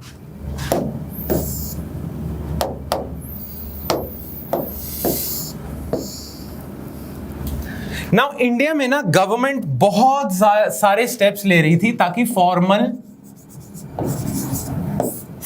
क्रेडिट ज्यादा एक्सपैंड हो, फॉर्मल क्रेडिट फार्मर ज्यादा से ज्यादा ले। और इंडियन गवर्नमेंट कहती थी, इंडिया की एस्टैब्लिशमेंट कहती है कि फॉर्मल क्रेडिट से फार्मर्स को फायदा है। क्यों? क्योंकि इंटरेस्ट रेट बहुत कम है, इंटरेस्ट रेट बहुत ज्यादा कम है, ठीक है। और प्लस आपको एक तरह से गवर्नमेंट स्कीम्स का भी फायदा हो जाता है, प्लेज लोन स्कीम होगी, इंटरेस्ट सबवेंशन स्कीम होगी, इनका फायदा हो जाता है, ठीक है। तो ये एडवांटेजेस हैं, इसलिए फार्मर्स को ज्यादा से ज्यादा फॉर्मल क्रेडिट लेना चाहिए। फिर भी फार्मर्स ना काफी हद तक इनफॉर्मल पे भी अपनी डिपेंडेंसी खत्म नहीं करते। फार्मर्स मिक्स रखते हैं, फॉर्मल का फायदा भी उठाते हैं पर इनफॉर्मल को भी यूज करते हैं। ना आज भी फार्मर्स इनफॉर्मल की तरफ क्यों जाते हैं? ऐसा क्या फायदा है इनफॉर्मल का? ऐसी क्या अट्रैक्शन है इनफॉर्मल की कि गवर्नमेंट के इतने बेनिफिट्स के बावजूद some farmers prefer informal money lenders? क्यों? क्योंकि इनफॉर्मल के अपने एडवांटेजेस हैं। इनफॉर्मल इंटरेस्ट रेट तो बहुत चार्ज करते हैं, मनी लेंडर्स बहुत इंटरेस्ट रेट चार्ज करते हैं as compare to government banks. Money lenders के थ्रू आपको स्कीम्स का फायदा नहीं होगा, बट पेपरलेस ट्रांजैक्शन है ये। जो एक गांव का मनी लेंडर होता है वो आपको पर्सनली जानता होता है, आपके परिवार में उठना बैठना होता है, आप जाके उससे मांग लेते हो। कौन सा पेपर वर्क वो मांगेगा? कोई पेपर वर्क नहीं मांगता। तो पेपर वर्क खत्म हो जाता है, पेपरलेस ट्रांजैक्शन है, फॉर्मेलिटीज खत्म हो जाती हैं। ठीक है, बहुत फार्मर्स आपके इलिटरेट हैं, वो पेपर वर्क और फॉर्मेलिटीज नहीं कर पाते हैं। ठीक है, और एक तरह से ना इनफॉर्मल बॉन्ड्स हैं, इनफॉर्मल बॉन्डहोमी है, इनफॉर्मल रिश्ते हैं। ठीक है ना, पर्सनली आप जानते हो ना इन लोगों को जो जिनसे आप पैसा ले रहे हो, पर्सनल वो है, एक टच है। तो वो इनफॉर्मल टच की वजह से, पर्सनल टच की वजह से बहुत सारे फार्मर्स इनफॉर्मल सोर्सेज को प्रेफर करते हैं ना। गवर्नमेंट चाहती है कि फार्मर्स पे ना बर्डन ना पड़े इंटरेस्ट रेट का। इनफॉर्मल में बर्डन पड़ रहा है, फार्मर इन फायदों की वजह से इनफॉर्मल प्रेफर कर रहे हैं, जबकि फार्मर का एक्चुअल पैसे के टर्म में फायदा तो इधर है। अब गवर्नमेंट फार्मर्स को इंसेंटिवाइज करना चाहती है कि वो फॉर्मल के फोल्ड में आ जाएं। तो गवर्नमेंट क्या करती है? गवर्नमेंट सोचती है कि क्यों ना कोई ऐसा तरीका निकाला जाए जिससे ये दोनों के एडवांटेजेस एक ही स्कीम के अंडर आ जाएं। ये दोनों के एडवांटेजेस, फॉर्मल भी हो, वो फॉर्मल बैंक्स के सारे एडवांटेजेस हो और इनफॉर्मल के सारे एडवांटेजेस हो। ठीक है, अब उसके लिए गवर्नमेंट एक स्कीम लेके आती है जिसका नाम है SHG, bank linkage programme. Bank linkage programme, या इन्हें हम कहते हैं sometimes credit and thrift societies. Credit का मतलब तो आपको पता है, थ्रिफ्ट का मतलब होता है जो सेविंग्स ज्यादा करता है। सेविंग्स को थ्रिफ्ट मतलब, जैसे आप अगर पैसा कमा रहे हो पर सेविंग्स ज्यादा कर रहे हो तो आपको कहते हैं थ्रिफ्टी हो, आप ज्यादा सेविंग्स पे रखते हो। ठीक है, नाउ ये क्या स्कीम है? बैंक्स कहते हैं चलो एक काम करते हैं, आप ना सारे फार्मर्स एक काम करो, एक ग्रुप बना लो। ठीक है, लेट्स सपोज 20 फार्मर्स मिलके ना एक ग्रुप बना लेते हैं और उस ग्रुप का नाम रख लेते हैं, ये हमारा सेल्फ हेल्प ग्रुप है, सेल्फ हेल्प ग्रुप। ठीक है, अब ये जो 20 फार्मर्स का ग्रुप है ना, ये पता है क्या डिसाइड करता है? ये डिसाइड करते हैं कि हम सारे फार्मर्स ना 20 के 20 फार्मर्स हर महीने 1000 रुपीज इकट्ठे करेंगे और उसे सेव कर लेंगे। अब हर फार्मर अगर 1000 रुपीज कंट्रीब्यूट करेगा तो हर महीने इस ऑर्गेनाइजेशन, इस सेल्फ हेल्प ग्रुप के पास आ जाएंगे 20,000 रुपीज। राइट, इस ग्रुप के पास 20,000 रुपीज आ जाएंगे और हर महीने इनके 20,000 रुपीज इकट्ठे होते जा रहे हैं, इनका बैंक बैलेंस बढ़ता जा रहा है। ये जो अपने 20,000 रुपीज है ना, इन्हें किसी बैंक में डाल देते हैं। ठीक है, तो ये थ्रिफ्टी हो रहे हैं, ये सेव करते जा रहे हैं। क्लियर? नाउ इन्होंने ना बैंक में अपने ये 20,000 के डिपॉजिट करते गए और इस पे इंटरेस्ट भी खा रहे हैं। ठीक है, अब मान लो एक चीज हो जाती है, इनमें से किसी एक फार्मर को ना लोन की रिक्वायरमेंट हो जाती है, पैसे की रिक्वायरमेंट हो जाती है। तो ये जो फार्मर्स है आपस में डिसाइड करते हैं कि इसको कितना लोन देना है और कितने पे देना है। ठीक है, अब ये सारे फार्मर्स एक जैसे हैं तो ऐसा तो नहीं है कि मनी लेंडर्स की तरह हायर इंटरेस्ट रेट चार्ज करेंगे। ये बड़े लो इंटरेस्ट रेट पे ना किसी एक फार्मर को, फार्मर 1 को पैसा दे देते हैं। कहां से पैसा देते हैं? इनके पास इकट्ठा हुआ है, हर महीने इकट्ठा होता जा रहा है, तो ये सेव करते जाएंगे। सेविंग्स में से किसी एक फार्मर की जब रिक्वायरमेंट होगी तो उसे क्रेडिट दे देंगे और इंटरेस्ट रेट पे दे देंगे, एक पर्टिकुलर लो इंटरेस्ट रेट पे। अब इसमें इनफॉर्मल के क्या फायदे हैं? पर्सनल टच है, सारे एक दूसरे को जानते हैं, एक तरह से पेपर वर्क भी नहीं है क्योंकि इनकी आपस की सेटिंग है, पेपर वर्क नहीं है, पेपरलेस है, इनफॉर्मल है और पर्सनल टच है, तो ये हो जाएगा। क्लियर? अच्छा, मान लो सिर्फ एक फार्मर को रिक्वायरमेंट नहीं है, मान लो 10 फार्मर्स को क्रेडिट की एकदम से रिक्वायरमेंट आ जाती है, सूखा पड़ जाता है। ठीक है, 10 या 15 फार्मर्स को रिक्वायरमेंट आ जाती है और इनके पास इतना डिपॉजिट इकट्ठा हुआ ही नहीं हुआ। ठीक है, तो ये बैंक क्या करेगा? ये बैंक इन्हें फाइनेंस की फैसिलिटी दे देगा एट अ वेरी सस्ता interest rate, at a very low interest rate. मान लो इन्हें इनके डिपॉजिट इतने नहीं है कि ये लोन दे सके, तो इनको एक्स्ट्रा पैसे चाहिए, तो बैंक इन्हें प्रोवाइड कर लेगा at a very low interest rate. उससे ही अपनी क्रेडिट रिक्वायरमेंट पूरी कर सकते हैं ना। बैंक ऐसा करने को क्यों तैयार है? बिकॉज बैंक के पास ये कोलैटरल पड़ा हुआ है इनके सेविंग्स का, ठीक है, और बैंक जानता है इनके पास पैसे हैं, ये चुका पाएंगे, क्लियर। तो बैंक सस्ते में इन्हें लोन दे देता है, बैंक खुश, ये खुश, गवर्नमेंट खुश, ठीक है। इनफॉर्मल से हट गए, फॉर्मल में आ गए एक तरह से। इसे कहते हैं एसएचजी बैंक लिंकेज। इस बैंक के साथ लिंक है ना, एसएचजी बैंक लिंकेज प्रोग्राम, ठीक है। इससे आप क्या कर रहे हो? फॉर्मल के बेनिफिट्स भी ले रहे हो, लो इंटरेस्ट रेट और स्कीम्स, गवर्नमेंट स्कीम्स के तहत बैंक सस्ते इंटरेस्ट रेट में इन्हें दे देगा, प्लस इनफॉर्मल के बेनिफिट्स भी ले रहे हो आप। Make sense? तो this is SHG bank linkage programme. इसके बारे में पता होना चाहिए, प्री में पूछा जा सकता है, एक बार रीड कर लेते हैं क्या है। SHG Bank Linkage Program. The program was started at the initiative of NABARD in 1992 to link the unorganized sector with formal banking sector. Under this program, banks were allowed to open savings account for SHGs. SHGs क्या होते हैं? ये definition है। Under this programs, bank provide loans to SHGs against group guarantee, है ना? पूरे group की guarantee है, पैसा जो सेविंग्स है उसका कोलैटरल है। And the quantum of loan could be several times the deposits placed by SHGs with the banks, ठीक है। Lending to SHGs would be part of bank's priority sector targets. अगर एक बैंक SHGs को agricultural loan दे रहा है तो वो bank के प्रायोरिटी सेक्टर टारगेट्स भी पूरे हो रहे हैं। याद है ना PSL टारगेट्स, तो वो भी पूरे हो रहे हैं। Make sense? ठीक है, तो ये हो गया आपका एग्रीकल्चरल क्रेडिट, कैसे दिया जाता है, क्या सिस्टम है, और गवर्नमेंट इसी में ही ना बहुत सारी स्कीम्स इंट्रोड्यूस करती रहती है एग्रीकल्चरल क्रेडिट को और ज्यादा एक्सेसिबल करने के लिए, ठीक है। अब उन स्कीम्स के बारे में आपको you have to stay connected with current affairs. अगले साल तक जब तक आपका पेपर नहीं आता, आपने करंट अफेयर्स पे पैनी नजर, अच्छी खासी नजर रखनी है, सो दैट एग्रीकल्चरल क्रेडिट के आपके बेसिक्स तो क्लियर है, पर कोई नई स्कीम आती है तो आप उसमें ऐड कर लो, अपने नोट्स में उस स्कीम को ऐड कर लो, the scheme which is related to agricultural credit. अब हम आ जाते हैं फार्म इनपुट मैनेजमेंट पे। क्रेडिट वाला पोर्शन खत्म हो गया, farm input management. Now farm input management involves proper management of, government help करे फार्मर्स की कि वो अपने इनपुट को अच्छे से मैनेज कर पाए। नाउ फार्मिंग के लिए इनपुट्स क्या चाहिए होते हैं? सीड्स चाहिए होते हैं, फर्टिलाइजर चाहिए होते हैं, पेस्टिसाइड्स चाहिए होते हैं, ठीक है, इरिगेशन चाहिए होती है, irrigation facility, right, and so on and so fourth.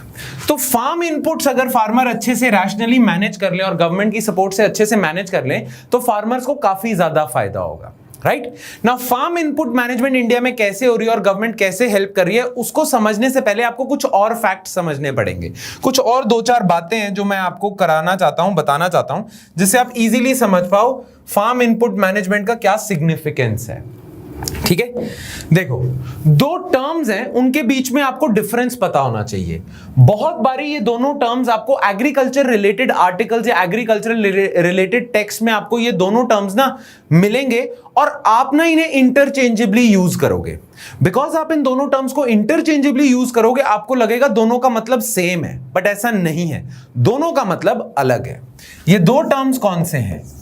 एक तो टर्म है फार्म यील्ड, ठीक है, एक है टर्म फार्म प्रोडक्टिविटी। नाउ ध्यान रखना, हमेशा जब भी मैं क्लास पढ़ाता हूं, मैंने जब ऑफलाइन क्लासेस ली हैं, तो I always ask my students के इन दोनों में फर्क क्या है। और जनरली स्टूडेंट्स गलत ही आंसर करते हैं, बहुत सारे जिन्होंने कभी लाइफ में एग्रीकल्चर के बारे में नहीं पढ़ा, जनरली वो ही करते हैं। नाउ आपको मैं अभी बता देता हूं इन दोनों में फर्क क्या है। जनरली इंटरचेंजेबली यूज होंगे ये, और जनरली इंसान कंफ्यूज होता है इसमें, बट आपने ध्यान रखना है। फार्म यील्ड का मतलब होता है कि आप कितनी क्रॉप प्रोड्यूस कर सकते हो इस पीस ऑफ लैंड पे से, मतलब आपके सॉइल की यील्ड कितनी है, आपके पूरे फार्म की यील्ड कितनी है। यील्ड मतलब कितनी ग्रेन्स आप प्रोड्यूस कर सकते हो इस यूनिट पीस ऑफ लैंड से, ठीक है। तो आप जनरली यील्ड मेजर करते हो केजी पर हेक्टेयर में, कि कितनी केजी आप ग्रेन्स प्रोड्यूस कर पा रहे हो per hectare of your land, per unit of your land. मान लो अगर आप 1 हेक्टेयर में 1000 केजी प्रोड्यूस कर पा रहे हो 1 हेक्टेयर में, तो आपके फार्म की यील्ड है 1000 केजी, ठीक है। ये होता है 1000 केजी पर हेक्टेयर, मतलब पर यूनिट। अब पर हेक्टेयर भी कर सकते हो, पर एकड़ भी कर सकते हो, ठीक है। Per unit piece of land पे कितनी प्रोडक्शन कर सकते हो, कितना प्रोड्यूस कर सकते हो ग्रेन्स, ये तो होती है फार्म यील्ड। फार्म प्रोडक्टिविटी ये नहीं होती, फार्म प्रोडक्टिविटी अलग है। फार्म प्रोडक्टिविटी फार्मर के लिए ज्यादा मैटर करती है, नो डाउट यील्ड भी मैटर करती है, फार्मर ज्यादा से ज्यादा प्रोड्यूस करना चाहता है एक पीस ऑफ लैंड से, पर फार्म प्रोडक्टिविटी फार्मर के लिए ज्यादा मैटर करती है। अब फार्म प्रोडक्टिविटी क्या होता है? As a matter of fact, अगर मैं इधर फार्म भी ना लगाऊं ना, खाली प्रोडक्टिविटी की बात करूं, इंडस्ट्रियल प्रोडक्टिविटी क्या होगा, सर्विसेज सेक्टर की प्रोडक्टिविटी क्या होगी? प्रोडक्टिविटी का मतलब पता है क्या होता है? इकोनॉमिक टर्म्स में आउटपुट डिवाइडेड बाय इनपुट। ठीक है, कितना पैसा आप इनपुट पे खर्च कर रहे हो जिससे आपको इतने पैसे का आउटपुट मिल रहा है। अगर फार्मर्स 100 रुपीज खर्च कर रहे हैं अपने इनपुट कॉस्ट पे, ठीक है, बट फार्मर को फायदा हो रहा है 500 रुपीज का, तो फार्मर की प्रोडक्टिविटी कुछ आ जाएगी 5 के आसपास। अगर कोई अच्छे एफिशिएंटली अपने इनपुट्स को यूज कर रहा है, अच्छी टेक्निक्स यूज कर रहा है, तो वो ऐसा भी कर सकता है कि 100 रुपए खर्च करके ही ना वो 700 रुपीज कमा ले। ठीक है, उस केस में हम क्या कहेंगे कि उसके फार्मिंग मेथड ज्यादा प्रोडक्टिव है, उसकी प्रोडक्टिविटी ज्यादा हाई है। अगर कम खर्चा करके आप ज्यादा आउटपुट, ज्यादा पैसा कमा सकते हो, तो आप ज्यादा प्रोडक्टिव हो, प्रोडक्टिविटी हाई है। अगर कम पैसे, अगर ज्यादा इनपुट पे खर्चा करके आपकी बस थोड़ी सी आउटपुट आ रही है, तो आपकी प्रोडक्टिविटी कम है। ठीक है, अब फार्मर को इससे ज्यादा लेना देना है। क्यों? क्योंकि फार्मर फर्टिलाइजर, सीड्स वगैरह पे खर्चा करता है, उसकी इनपुट कॉस्ट आती है और उसकी कुछ आउटपुट कॉस्ट भी आउटपुट से पैसा भी आ जाता है। अगर फार्मर की प्रोडक्टिविटी ज्यादा हो जाए इंडिया में, तो फार्मर कम खर्चा करेगा और ज्यादा पैसे कमा लेगा। क्लियर? तो गवर्नमेंट ऑफ इंडिया का ज्यादातर एम जो है यील्ड पे तो है ही है, और यील्ड से, यील्ड हमने इंक्रीज भी कैसे करी है? ग्रीन रेवोल्यूशन के टाइम में HYV सीड से हमने यील्ड बढ़ा ली। बट फार्मर्स के लिए ज्यादा मैटर क्या करता है? उनकी प्रोडक्टिविटी बढ़े, क्योंकि उनकी इनकम उनकी प्रोडक्टिविटी पे है। अगर ज्यादा पैसा खर्च करके कम ही पैसा आप बेच के कमा रहे हो, तो इनकम कम हो जाएगी फार्मर्स की। इसीलिए गवर्नमेंट का एम रहता है कि फार्मर की प्रोडक्टिविटी बढ़ाई जाए, उनके फार्मिंग मेथड्स चेंज किए जाएं, उनके फार्म इनपुट्स पे खर्चा कम किया जाए, ये सारी चीजें करी जाएं ताकि फार्म प्रोडक्टिविटी बढ़े। क्योंकि अगर फार्म प्रोडक्टिविटी बढ़ेगी तो फार्म इनकम बढ़ेगी।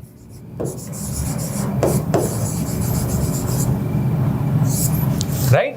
फार्म प्रोडक्टिविटी बढ़ेगी तो फार्म इनकम बढ़ेगी। तो ये याद रखना इन दोनों के बीच में फर्क, farm yield, farm productivity. Productivity बढ़ेगी तो इनकम बढ़ेगी। क्लियर? Make sense? यील्ड अगर आपके फार्म की ज्यादा हो रही है तो जरूरी नहीं है कि फार्मर खुश है, क्योंकि क्या पता उसने इनपुट्स पे इतना खर्चा करा हो कि यील्ड तो आ गई, बट उसको बच तो कम रहा है ना पैसा। फार्म प्रोडक्टिविटी इंपॉर्टेंट है।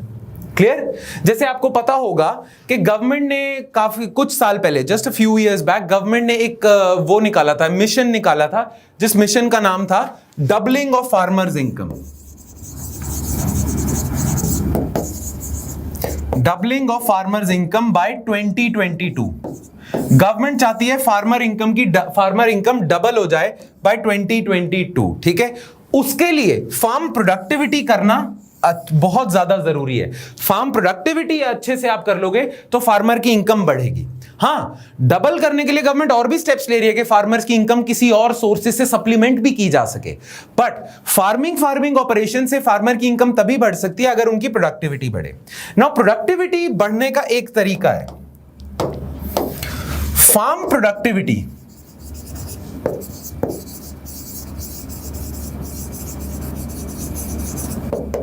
is directly proportional to efficient input management।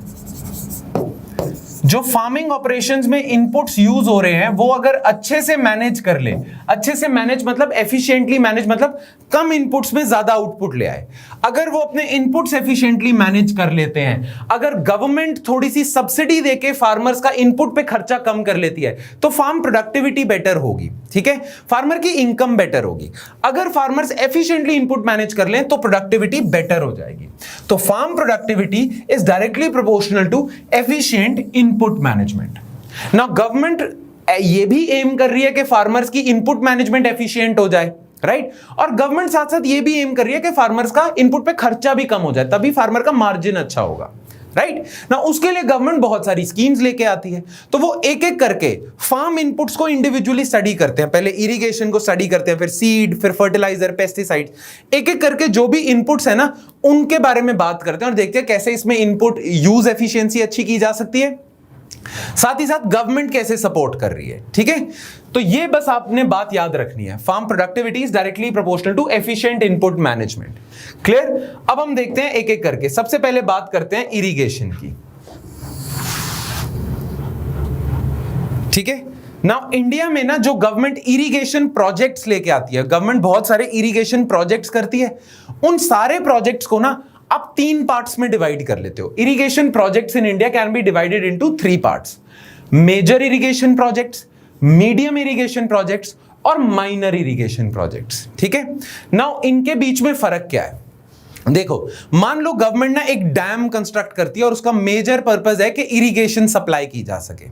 ना उस डैम से, उस इरिगेशन प्रोजेक्ट से गवर्नमेंट कितना एरिया कवर करती है, मतलब उस डैम से गवर्नमेंट कितने लैंड को, कितने एरिया ऑफ लैंड को इरिगेशन प्रोवाइड करती है, उसे हम कहते हैं उस इरिगेशन प्रोजेक्ट का कल्टीवेबल कमांड एरिया। अगर एक डैम बनने से आप आसपास के 10,000 एकड़ के लैंड को इरिगेट कर सकते हो, तो उस डैम का कल्टीवेबल कमांड एरिया हो जाएगा 10,000 एकर्स। तो एक इरिगेशन प्रोजेक्ट कितने एरिया को, कितने एकड़ या कितने हेक्टेयर एरिया को इरिगेशन फैसिलिटीज दे सकता है, उसे हम उस इरिगेशन प्रोजेक्ट के कहते हैं cultivable command area. Now major irrigation projects क्या होते हैं? जिनका cultivable command area is more than 10,000 hectares, मतलब ये 10,000 हेक्टेयर से ज्यादा एरिया को इरिगेशन फैसिलिटी प्रोवाइड करें, तो ये बड़ा इरिगेशन प्रोजेक्ट होगा। ठीक है, फिर हम आ जाते हैं मीडियम इरिगेशन प्रोजेक्ट। इसमें क्या होगा? whose cultivable command area is between 2,000 to 10,000। ठीक है, और फिर हम आ जाते हैं minor irrigation projects, whose cultivable, छोटे इरिगेशन प्रोजेक्ट्स हैं कि इनका command area, cultivable command area ही लेस देन 2,000 हेक्टेयर है। ठीक है, बाय द वे एक और कैटेगरी है जो हम अभी थोड़ी देर में डिस्कस करेंगे, जिसे हम कहेंगे micro irrigation projects. Major, medium, minor तो पता चल गया। माइक्रो इरिगेशन प्रोजेक्ट्स पता क्या होते हैं? ये एक स्पेसिफिक खेत के लिए, एक स्पेसिफिक फार्म लैंड के लिए होते हैं। ये तो चलो 2,000 हेक्टेयर के लिए होगा, इसमें कई सारे फार्म लैंड्स आ जाएंगे, बट एक स्पेसिफिक फार्म लैंड के लिए, एक स्पेसिफिक खेत के लिए अगर आप कोई इरिगेशन की फैसिलिटी लगाते हो, उसे माइक्रो इरिगेशन प्रोजेक्ट कहते हैं। ठीक है, जैसे ड्रिप इरिगेशन, स्प्रिंकलर इरिगेशन, ये सारी चीजें। क्लियर? खैर, और बातें देख लेते हैं। इरिगेशन को लेकर इंडिया में क्या प्रॉब्लम्स चल रही हैं? ठीक है, India faces 2 major problems with respect to irrigation. एक, lack of irrigation in large swathes of farmlands. ठीक है, दूसरा, over exploitation of water resources where irrigation is available. Now ये एक ट्विन प्रॉब्लम है और बड़ी खतरनाक प्रॉब्लम है। ये दोनों प्रॉब्लम्स को कंबाइन करके आप देखते हो ना, तो पता क्या मिलता है कि इंडिया में ज्यादातर एरियाज इंडिया में काफी हद तक रेन फेड है। वहां पे रेन फेड एग्रीकल्चर होता है। रेन फेड एग्रीकल्चर मतलब पानी के लिए वो बरसात पे ही डिपेंड करते हैं। ठीक है, मॉनसून पे ही डिपेंड करते हैं। उन एरियाज के पास कोई इरिगेशन फैसिलिटी ही नहीं है, ना डैम्स हैं, ना कैनाल्स हैं, ना वेल्स हैं, कुछ खास फैसिलिटी नहीं है। ठीक है, तो इंडिया में क्या है कि बहुत ज्यादा एरिया ऐसा है जिसके पास इरिगेशन फैसिलिटीज नहीं है अच्छे से, और खेती के लिए सबसे इंपॉर्टेंट इंग्रेडिएंट तो पानी ही होता है, राइट? तो इन एरियाज के पास इरिगेशन फैसिलिटीज ही नहीं है। तो एक तो प्रॉब्लम है lack of irrigation in large swathes of land. दूसरी प्रॉब्लम पता है क्या है? जिन लोगों के पास इरिगेशन फैसिलिटीज हैं वो उसे ओवर एक्सप्लॉइट कर रहे हैं, वो जरूरत से ज्यादा पानी निकाल रहे हैं। ठीक है, तो एक तो इंडिया में बहुत सारे लोगों के पास है ही नहीं, दूसरा जिनके पास है वो वेस्टेज ही बहुत कर रहे हैं, वो बहुत ज्यादा ओवर एक्सप्लॉइट कर रहे हैं, राइट? जैसे पंजाब, हरियाणा और वेस्टर्न यूपी ओवर एक्सप्लॉइट कर रहे हैं। पंजाब, हरियाणा, वेस्टर्न यूपी में ये कह रहे हैं कि वाटर टेबल नीचे गिरता जा रहा है, एक्विफायर्स रिचार्ज नहीं हो पा रहे हैं, ग्राउंड वाटर जो अंडरग्राउंड वाटर है वो नीचे जाता जा रहा है। क्यों? क्योंकि ओवर एक्सप्लॉइट कर रहे हो, ओवर इरिगेट कर रहे हो। एक तो ये लोग हैं जो पानी ऐसे बहा रहे हैं, दूसरी तरफ इंडिया में पानी की कमी इतनी है, राइट? तो इन ट्विन ऑब्जेक्टिव्स को सॉल्व करने के लिए गवर्नमेंट पता है क्या स्कीम लेके आई? गवर्नमेंट लेके आई प्रधानमंत्री कृषि सिंचाई योजना। अब गवर्नमेंट की जो पुरानी स्कीम्स थी ना, जितनी भी पुरानी स्कीम्स थी विद रिस्पेक्ट टू इरिगेशन, वो गवर्नमेंट ने सारी सबस्यूम कर ली एक ही स्कीम के अंडर। ठीक है, वो एक स्कीम ने पुरानी जितनी स्कीम्स थी सारी अपने अंडर कर ली। उस स्कीम का नाम है प्रधानमंत्री कृषि सिंचाई योजना। ना कृषि सिंचाई योजना के दो ऑब्जेक्टिव्स हैं। ठीक है, दो मेजर ऑब्जेक्टिव्स हैं उसके।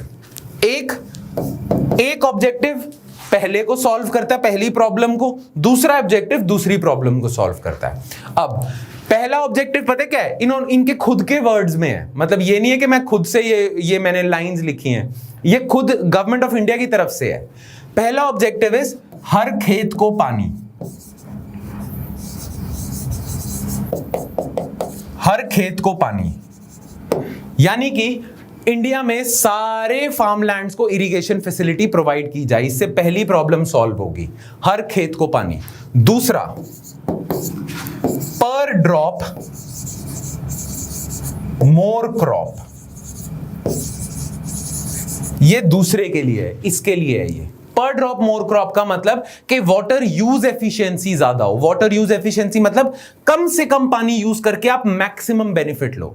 अभी इंडिया में क्या होता है, जहां पानी की अवेलेबिलिटी है ना, वहां पानी को वेस्टफुली यूज करते जा रहे हैं। काफी पानी तो सॉइल के अंदर जाता ही नहीं है, ऐसे खेत से रन ऑफ हो जाता है, मतलब चले जाता है, क्योंकि आप पानी ऐसे रोड देते हो ना, तो इसलिए काफी पानी तो चले जाता है खेत से, कुछ ही पानी खेत अब्सॉर्ब कर पाता है, सॉइल अब्सॉर्ब कर पाता है। तो आप चाहते हो वाटर यूज एफिशिएंसी अच्छी हो, पर ड्रॉप मोर क्रॉप, मतलब एक एक ड्रॉप से मैक्सिमम क्रॉप निकले, तो आप कम पानी यूज करो और ज्यादा से ज्यादा उसमें आप मतलब अपनी यील्ड बढ़ाओ। ठीक है, तो ये चीज है। Now, to solve these problems, Government of India launched प्रधानमंत्री कृषि सिंचाई योजना, which has two constituents: हर खेत को पानी, extending irrigation cover, and per drop more crop, improve water use efficiency। अब ये हो कैसे रहा है, ये देखते हैं। Ways to improve water use efficiency। हर खेत को पानी के लिए तो गवर्नमेंट ऑलरेडी स्कीम्स चला रही थी, जिन स्कीम्स को हमने PMKSY में सबस्यूम कर लिया। आप नए नए प्रोजेक्ट्स खोलो इरिगेशन के, नई नई चीजें करो, ठीक है, पर वाटर यूज एफिशिएंसी बढ़ाने के क्या तरीके हैं? Number 1, expansion of micro irrigation techniques, जैसे ड्रिप इरिगेशन, स्प्रिंकलर इरिगेशन। इसमें वाटर बहुत ज्यादा सेव होता है। ठीक है, वाटर बहुत ज्यादा सेव होगा और कम वाटर यूज होगा, पर खेती अच्छी होगी। तो आप माइक्रो इरिगेशन टेक्निक जैसे ड्रिप इरिगेशन, ठीक है, ड्रिप इरिगेशन में क्या होता है, आपने प्लांट्स के रूट पे ही पाइप्स लगाई हुई, वहां से ड्रॉप बाय ड्रॉप पानी गिरता रहता है। स्प्रिंकलर इरिगेशन तो आपने अपने आसपास के ग्राउंड्स में देखा ही होगा कि एक पाइप जारी होती है, उसमें से ऐसे फव्वारे निकलते हैं, स्प्रिंकलर निकलते हैं। ड्रिप इरिगेशन, स्प्रिंकलर इरिगेशन से पानी सेव होगा। Then use of waste water and efficient on farm water management. Waste water जो है उसको आप इरिगेशन के लिए यूज कर सकते हो। वेस्ट वाटर को आप ट्रीट कर लो अच्छे से, उसमें से इंप्योरिटीज निकाल के आप एक तरह से रिसाइकलिंग कर रहे हो। वेस्ट वाटर से इंप्योरिटीज निकाल के आप इरिगेशन के लिए यूज कर रहे हो, ड्रिंकिंग के लिए नहीं यूज कर रहे, पर आप इरिगेशन के लिए यूज कर रहे हो। तो एक तरह से वाटर रिसाइकलिंग हो गया ये। ठीक है, वो अगेन लिखा ही हुआ है, water recycling and using treated waste water for irrigation. और एक तरीका पता है क्या कर सकते हो, rationalising pricing of water and electricity tariffs. Electricity कई खेतों में बहुत ज्यादा चीप है, कई जगहों पे फ्री है, इसीलिए फार्मर्स क्या करते हैं, इलेक्ट्रिसिटी के थ्रू ट्यूबवेल चला लेते हैं और पानी निकलता रहता है। फार्मर सोचते हैं जब तक इलेक्ट्रिसिटी है, क्योंकि अभी तो पावर कट लग जाएगा, जब तक इलेक्ट्रिसिटी है पानी जितना हो सके निकाल लो, कुछ वेस्ट भी हो रहा है तो भी निकाल लो। ठीक है, तो अगर आप इलेक्ट्रिसिटी के प्राइसेस बढ़ा दो, पानी के बिल के प्राइसेस बढ़ा दो, तो फार्मर्स उसे जुडिशियसली यूज करेंगे, वेस्ट नहीं करेंगे, राइट। तो rationalising of pricing of water and electricity tariff, ये वाटर सेव करने के तरीके हैं। Clear, make sense. तो इससे फार्मर कम से कम पानी यूज करेंगे, पानी आगे की जनरेशंस के लिए भी बचेगा। आज पंजाब और हरियाणा के फार्मर्स के साथ पता क्या हो रहा है, पानी इतना ओवर एक्सप्लॉइट कर लिया कि फ्यूचर जनरेशंस के लिए पानी बच ही नहीं रहा है। तो फ्यूचर जनरेशंस के लिए पानी बचेगा, आप कम से कम पानी यूज करोगे और आपकी खेती भी सफर नहीं करेगी, अगर आप वाटर यूज एफिशिएंसी अच्छे से करते हो। मेक सेंस, ठीक है। चलो, ये तो हो गया इरिगेशन। आगे बढ़ते हैं हम सीड डेवलपमेंट पे। नाउ आपको पता है प्रोडक्टिविटी बेटर करने के लिए यील्ड भी इंपॉर्टेंट है। यील्ड और प्रोडक्टिविटी सेम नहीं है, पर अगर आपके कम इनपुट लगाने से यील्ड ज्यादा हो जाती है कम इनपुट से यील्ड ज्यादा होती है, तो आपकी प्रोडक्टिविटी ऑटोमेटिकली होती है। नाउ यील्ड में ना काफी बड़ा रोल प्ले करता है कौन से टाइप का आप सीड यूज कर रहे हो। अब इंडिया में ना जनरली फार्मर्स की टेंडेंसी होती है कि फार्म सेव्ड सीड्स यूज करें। पिछली खेती से जो सीड्स बचे रह गए थे या पिछली खेती से जो आपने ग्रेन्स निकाल लिए, उन्हें ही आप एज सीड यूज कर लेते हो, फार्म सेव्ड सीड्स यूज करते हो ना। फार्म सेव्ड सीड्स की प्रॉब्लम क्या है कि इनकी यील्ड इतनी ज्यादा नहीं होती, ठीक है।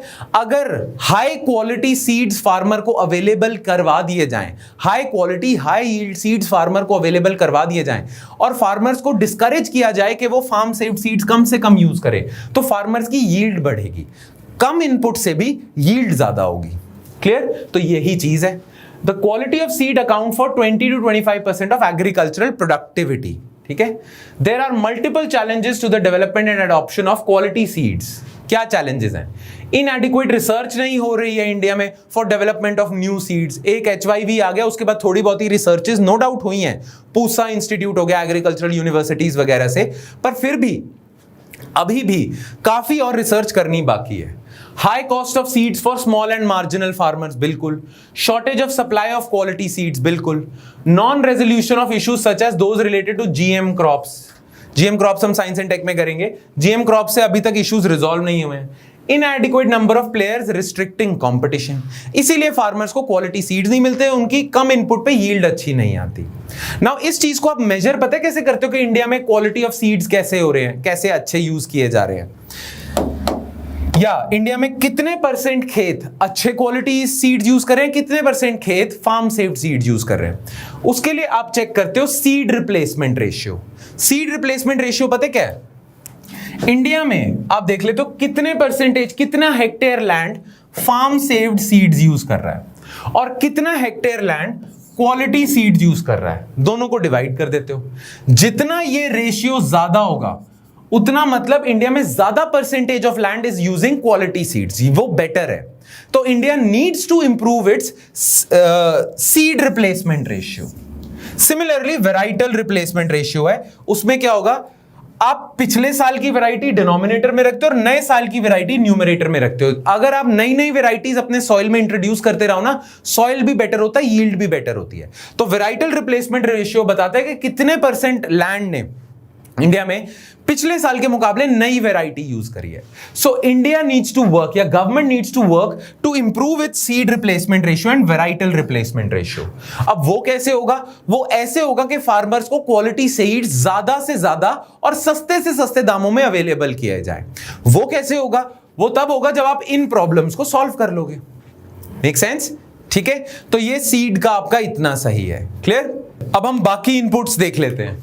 ठीक है, फर्टिलाइजर्स सीधा ऐसे रीड ही करते जाएंगे जैसे आपके नोट्स में दिया हुआ है, आपको इजीली समझ आ जाएगा। ठीक है, there has been a sharp increase in the use of fertiliser since green revolution. आपको पता है ग्रीन रेवोल्यूशन से पहले ना इतने ज्यादा फर्टिलाइजर यूज नहीं किए जाते थे। नाउ केमिकल फर्टिलाइजर की खास बात पता है क्या है? इंडिया में क्या हो रहा है, जितने ज्यादा आप केमिकल फर्टिलाइजर यूज करते हो ना, आपकी सॉइल की हेल्थ उतनी ज्यादा खराब होती जाती है ना। जितनी ज्यादा आपकी सॉइल की हेल्थ खराब होती जाएगी, अगले साल आपके सॉइल की प्रोडक्टिविटी कम हो जाएगी, तो अगले साल ना आपकी यील्ड कम हो जाएगी। राइट ना, जैसे ही अगले साल आपकी यील्ड कम होगी ना, आपको लगेगा कि यार यील्ड कम होगी, क्यों ना और फर्टिलाइजर यूज करें। और फर्टिलाइजर यूज करेंगे तो क्या होगा? फायदा होगा, यील्ड बढ़ जाएगी। तो आप और फर्टिलाइजर यूज करते हो, और फर्टिलाइजर यूज करते हो तो आपकी सॉइल की हेल्थ और बिगड़ती है, जिसकी वजह से यील्ड गिरती है, तो आप और ज्यादा फर्टिलाइजर यूज करते हो और ये विशियस साइकिल बन जाता है। ठीक है, आप तब तक ये करते रहते हो जब तक आपका सॉइल कंप्लीटली बुरी तरह बंजर ही ना हो जाए। और ये पंजाब और हरियाणा में देखा जा रहा है, फर्टिलाइजर का ओवर यूज किया जा रहा है, जिसकी वजह से सॉइल प्रोडक्टिविटी गिरती जा रही है।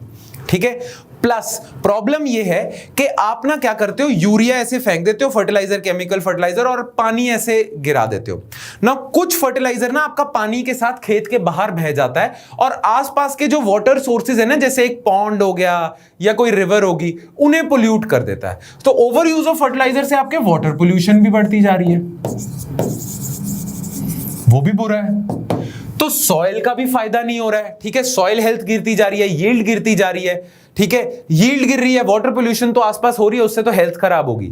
यील्ड से गिरने से ना फार्मर ज्यादा फर्टिलाइजर यूज करता है। अब इसका इंपैक्ट फार्मर पे ही होता है, क्योंकि यील्ड बढ़ाने के लिए फार्मर ज्यादा फर्टिलाइजर यूज करेगा। तो डोंट यू थिंक फर्टिलाइजर पे फार्मर की इनपुट कॉस्ट बढ़ जाएगी, और फार्मर की इनपुट कॉस्ट बढ़ जाएगी और आउटपुट इतना आ नहीं रहा है। ठीक है, तो बिकॉज बहुत ज्यादा फार्मर फर्टिलाइजर से एडिक्ट हो चुके हैं, यूज कर रहे हैं, तो फार्मर की इनपुट कॉस्ट बढ़ती जा रही है, बट आउटपुट अच्छा खासा आ नहीं रहा है क्योंकि यील्ड भी गिरी हुई है। अब फार्मर्स का कई बार ऐसा होता है कि इनपुट ज्यादा हो गया, आउटपुट प्राइस ही अच्छे नहीं मिले, तो फार्मर को बेचारे को लोन लेना पड़ता है, कई बार फार्मर को कर्जा लेना पड़ता है इस इनपुट कॉस्ट को कवर करने के लिए। अब फार्मर अपना कर्जा तभी उतार पाएगा अगर अच्छे प्राइसेस पे उसकी क्रॉप बिके, उसका आउटपुट अच्छा हो, बट बिकॉज आउटपुट भी अच्छा नहीं है तो ये जो कर्जा लिया हुआ था, लोन लिया हुआ था, इसको भी आप कवर नहीं कर पाते, और इसको नहीं कवर कर पाते तो फार्मर्स पे डेट बढ़ जाता है, और कई बार डेट का रिजल्ट इतना ज्यादा हॉरिफिक होता है, farmers take this horrific step of committing suicide. ठीक है, तो फार्मर्स पे भी डेट बढ़ता जा रहा है। क्यों? क्योंकि फार्मर की इनपुट कॉस्ट बढ़ती जा रही है, उसके लिए वो लोन लेते हैं। और इनपुट कॉस्ट क्यों बढ़ती जा रही है? क्योंकि एक रीजन ये है कि आपने ओवर यूज ऑफ फर्टिलाइजर कर दिया। नाउ इसको, ये तो efficient use of input management नहीं है, इनपुट आपके एफिशिएंटली यूज नहीं हो रहे, तो आपकी फार्म प्रोडक्टिविटी भी गिर रही है because of over use of fertiliser. तो उसके लिए गवर्नमेंट क्या कर रही है वो देखते हैं। The government has been promoting the use of fertilizers by providing subsidies. अभी तक गवर्नमेंट फार्मर्स को सब्सिडीज प्रोवाइड कर रही थी कि फर्टिलाइजर्स वो यूज करें, उससे यील्ड अच्छी होती है। बट प्रॉब्लम पता है क्या होगी? क्योंकि गवर्नमेंट काफी कॉस्ट कवर कर लेती है थ्रू सब्सिडीज, फार्मर्स और ज्यादा फर्टिलाइजर यूज कर रहे थे कि सब्सिडी मिल रही है, सस्ता फर्टिलाइजर मिल रहा है, फार्मर फर्टिलाइजर पे फर्टिलाइजर यूज करी जा रहे थे, right? Problems with fertiliser use, excessive dependence on urea and neglect of compost manure, organic fertiliser, जैसे आप manure, organic manure, cow dung वगैरह ये यूज करते थे, वो खत्म ही कर दिया अब आपने। Excessive dependence on urea and neglect of compost manure and other natural nutrient providers. ठीक है, then diversion and leakages of chemical fertilisers to non agriculture use. आपको पता है यूरिया जो है ना वो दो जगह यूज होता है, अभी बता देता हूं आपको। यूरिया एक्चुअली दो जगह यूज होता है, एक तो फार्म में यूज होएगा, एक आपका ना पेट्रोकेमिकल इंडस्ट्रीज में यूज होता है, पेट्रोकेमिकल इंडस्ट्रीज पे। ना फार्मर को जो यूरिया गवर्नमेंट ने प्रोवाइड करना है वो तो सब्सिडाइज प्राइस पे करवाएगी, पर इनको थोड़ी सब्सिडी देनी है, इनको मार्केट प्राइस पे दे देते हो ना। इससे हो जाती है मार्केट डिस्टॉर्शन। एक ही कमोडिटी है पर दो अलग अलग प्राइसेस पे बिक रही है, और यही जन्म देता है करप्शन को। क्योंकि क्या होता है, कुछ बड़े बड़े फार्मर्स की सेटिंग होती है गवर्नमेंट के साथ, वो बहुत ज्यादा यूरिया सब्सिडाइज प्राइसेस पे प्रोक्योर कर लेते हैं, ले लेते हैं, और उसी यूरिया को ट्रांसफर कर देते हैं इन पेट्रोकेमिकल इंडस्ट्रीज में, और इन्हें हायर प्राइस पे बेच देते हैं, क्योंकि मार्केट प्राइस तो हायर है सब्सिडाइज प्राइस से। तो एक तरह से लीकेजेस होती रहती हैं। गवर्नमेंट इन्हें सब्सिडी दे रही है, इन्हें सब्सिडी मिल रही है, पर ये जितने इन्हें चाहिए उससे कहीं ज्यादा यूरिया ले रहे हैं सब्सिडाइज प्राइस पे, और इन्हें बेच रहे हैं, पैसा कमा रहे हैं इस चीज से। तो ये एक फॉर्म ऑफ लीकेजेस है। गवर्नमेंट खर्चा करी जा रही है पर फायदा नहीं पहुंच रहा है ज्यादा। ठीक है, लोग लीकेजेस कर रहे हैं, तो गवर्नमेंट जो खर्चा कर रही है वो लोगों तक नहीं पहुंच रहा है अच्छे से। इससे गवर्नमेंट का फिस्कल डेफिसिट या फिस्कल बर्डन बढ़ता जा रहा है, पर इंटेंडेड बेनिफिट्स आ नहीं रहे हैं, जो गवर्नमेंट चाहती है वो हो नहीं पा रहा है, राइट? तो ये प्रॉब्लम है यूरिया के साथ, खासकर यूरिया के डुअल यूज है ना, इससे क्या होता है, गवर्नमेंट खर्चा भी कर रही है, इससे फार्मर ओवर यूज भी कर रहा है यूरिया, जिससे सॉइल भी खराब हो रहा है, वो तो अलग टॉपिक है, पर यहां से करप्शन भी चल रही है जिससे गवर्नमेंट का खर्चा भी ज्यादा हो रहा है। ठीक है ना? Diversion and leakages of chemical fertilisers to non agricultural use, ये मैंने बता दिया, नॉन एग्रीकल्चर यूज। ठीक है, next, excessive fiscal burden of fertiliser subsidy. अब सब्सिडी जो गवर्नमेंट दे रही है वो गवर्नमेंट का खर्चा हो रहा है, ठीक है ना? और वो गवर्नमेंट का खर्चा कहां से हो रहा है? ऑब्वियसली गवर्नमेंट कहां से पैसा लाती है? टैक्स पेयर से ही पैसा लाती है। तो ये जो एक्सेसिव फिस्कल बर्डन है ये टैक्स पेयर पे बर्डन पड़ रहा है, बड़ा ही इनएफिशिएंट सिस्टम है ये। क्लियर? ठीक है, चलो अब गवर्नमेंट ने स्टेप्स क्या लिए हैं? एक गवर्नमेंट ने स्टेप लिया था, वो अब आपके लिए इतना इंपॉर्टेंट नहीं, अंडरस्टैंड करना, बस कहीं ना आंसर्स में कोट कर देना, न्यूट्रिएंट बेस्ड सब्सिडी स्कीम। फिर गवर्नमेंट लेके आई थी सॉइल हेल्थ कार्ड स्कीम। इसमें पता क्या होगा, फार्मर्स को एजुकेट किया जाएगा। एजुकेट यानी कि फार्मर्स ना क्या कर सकते हैं, अपना सॉइल का सैंपल लेके किसी लैब में टेस्ट करवा सकते हैं, और लैब में जब वो टेस्ट करवाएंगे तो उनके सॉइल की रिक्वायरमेंट्स को देख के गवर्नमेंट उन्हें बता देगी कि आपके सॉइल को ये फर्टिलाइजर चाहिए, ये फर्टिलाइजर चाहिए और ये फर्टिलाइजर तो चाहिए नहीं, तो इसे यूज मत करना। तो farmer would be more educated और फार्मर फिर फर्टिलाइजर को जुडिशियसली यूज करेगा। अभी फार्मर पता क्या करता है, मे बी फार्मर के सॉइल को यूरिया की रिक्वायरमेंट ही नहीं है, बट यूरिया पे सब्सिडी इतनी अच्छी खासी है कि फार्मर फिर भी ज्यादातर यूरिया यूज करता है, चाहे उसके सॉइल को फॉस्फेट या पोटैश चाहिए हो, फिर भी वो यूरिया ज्यादा यूज करता है। इसीलिए सॉइल हेल्थ कार्ड स्कीम से फार्मर को आइडिया होगा कि उसके सॉइल की क्या रिक्वायरमेंट है। मे बी उसके सॉइल को सिर्फ पोटैश चाहिए, तो वो यूरिया खरीद ही क्यों रहा है, ठीक है ना। तो efficient use of input management होगा। तीसरा गवर्नमेंट स्टेप पता क्या लेके आई, नीम कोटेड यूरिया। यूरिया को नीम से कोटिंग कर दिया आपने। अब नीम कोटेड यूरिया की खास बात पता है क्या है, ये सिर्फ फार्म में यूज हो सकता है, एग्रीकल्चर में यूज हो सकता है, इसका पेट्रोकेमिकल इंडस्ट्री में कोई यूज नहीं है। जब आप यूरिया को नीम से कोटिंग कर देते हो तो पेट्रोकेमिकल इंडस्ट्री में यूज नहीं होता, इससे डाइवर्जन रुकेगी, लीकेजेस कम होंगी, ठीक है। Promotion of micro nutrients and organic fertiliser government कर ही रही है, ठीक है। और गवर्नमेंट ने डायरेक्ट बेनिफिट ट्रांसफर डीबीटी की वो दी है फैसिलिटी, डीबीटी को हम बाद में डिस्कस करेंगे, इन फर्टिलाइजर सब्सिडी। इससे गवर्नमेंट की सब्सिडी रैशनलाइजेशन होती है। खैर, advantages of efficient use of fertiliser, soil health और फार्म प्रोडक्टिविटी बढ़ेगी, गवर्नमेंट का सब्सिडी बिल कम होगा, फार्म इनकम बढ़ेगी। अगर फार्म प्रोडक्टिविटी बढ़ेगी तो फार्म इनकम भी बढ़ेगी। गवर्नमेंट का सब्सिडी बिल कम होगा तो fiscal deficit out of control नहीं जाएगा। क्लियर। तो ये है आपका फर्टिलाइजर। अब आ जाते हैं पेस्टिसाइड। पेस्टिसाइड में हम ज्यादा डिस्कशन नहीं करेंगे, आप ये जो आपको नोट्स में मिला है उसे ही अच्छे से पढ़ लेना। उसका रीजन क्या है, पेस्टिसाइड में वही गिनी चुनी बातें हैं, मतलब जैसे कि over use of chemical pesticide से क्या हो रहा है, एक तो आपका फूड पोल्यूट हो रहा है, तो बहुत लोगों की हेल्थ खराब हो रही है, ठीक है। इंडिया में कई ऐसे फर्टिलाइजर्स यूज हो रहे हैं जो WHO ने वर्ल्ड में बैन कर रखे हैं, फिर भी इंडिया यूज करता है। तो केमिकल फर्टिलाइजर से आपको ना थोड़ा अपने आप को छुड़ाना पड़ेगा और ऑर्गेनिक फर्टिलाइजर की तरफ जाना पड़ेगा, यही बात दी हुई है, ठीक है। गवर्नमेंट ने क्या क्या इनिशिएटिव्स लिए हैं फर्टिलाइजर्स के यूज को कम करने के लिए, monitoring of pesticide residue at national level, फिर ग्रो सेफ फूड कैंपेन, फिर NITI Aayog doubling farmers income proposes organic farming so as to minimise the consumption of pesticide. और गवर्नमेंट एक प्रोग्राम लेके आई है जिसका नाम है इंटीग्रेटेड पेस्ट मैनेजमेंट प्रोग्राम, ठीक है, कि जहां पे आप मिनिमम से मिनिमम केमिकल पेस्टिसाइड से पेस्ट वगैरह को मैनेज कर सकते हो, ऑर्गेनिक और नेचुरल तरीकों से पेस्ट को मैनेज कर सकते हो, वो है integrated pest management, eco friendly है। आज के लेक्चर में ना हम इतना ही करते हैं, पर इसका मतलब ये नहीं है कि आपके नोट्स में आपको इतना ही मटेरियल मिलेगा जो हमने डिस्कस करा है। मैं आपके नोट्स में आज ना आपको कुछ एक्स्ट्रा मटेरियल भी दूंगा। I would want you guys to read that, alright. हम अभी तक लेक्चर में तो इतना ही डिस्कस करेंगे, पर कुछ मटेरियल जैसे कि ये जो इशू है फार्म होल्डिंग से रिलेटेड, फ्रैगमेंटेड लैंड होल्डिंग्स जो है, इसका इशू आपको नोट्स में मिलेगा, प्लीज इसे एक बारी पढ़ लेना, ठीक है। अब अगेन मैं ये डिस्कस नहीं कर रहा बिकॉज आई फील कि आप इसे पढ़ लोगे तो आप समझ जाओगे, अगर डाउट होता है तो जरूर पूछ लेना, ठीक है। अब मैं एक्स्ट्रा आपको क्या क्या दूंगा, एक तो फ्रैगमेंटेड लैंड होल्डिंग से रिलेटेड नोट्स मिलेंगे, एक आपको गवर्नमेंट की तरफ से इनकम सपोर्ट स्कीम्स हैं जैसे कि पीएम किसान स्कीम है, फिर कुछ स्टेट गवर्नमेंट की स्कीम है जैसे राइतू बंधु स्कीम हो गई, कालिया स्कीम होगी उड़ीसा गवर्नमेंट की, वगैरह वगैरह, ठीक है। तो ये आपको चीज मिलेगी, ये आपको मतलब नोट्स में एक्स्ट्रा मिलेगा।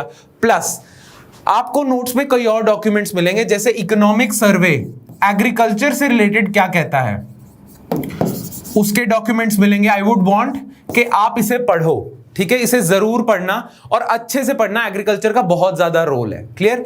इकोनॉमिक सर्वे से मिलेंगे डॉक्यूमेंट्स। एक मैंने आपको कहा था कि कुछ कमिटीज या कमीशंस बिठाए गए हैं जिनकी कुछ रिकमेंडेशंस है एग्रीकल्चर को इंप्रूव करने के लिए, तो MS स्वामीनाथन कमीशन हो गया या आपका अशोक दलवई कमेटी हो गई, इसकी कुछ रिकमेंडेशंस है, इसको देख लेना, ठीक है। फिर कुछ और चीजें हैं जैसे इकोनॉमिक्स ऑफ एनिमल रेयरिंग,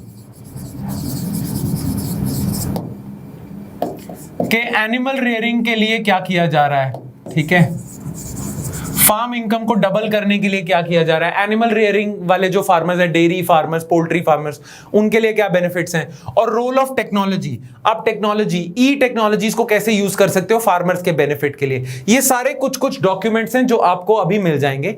आज के लेक्चर में आपको, आज के लेक्चर के साथ आपको कुछ डॉक्यूमेंट्स मिलेंगे, ठीक है, वो मैं कुछ आपको डॉक्यूमेंट्स दे दूंगा।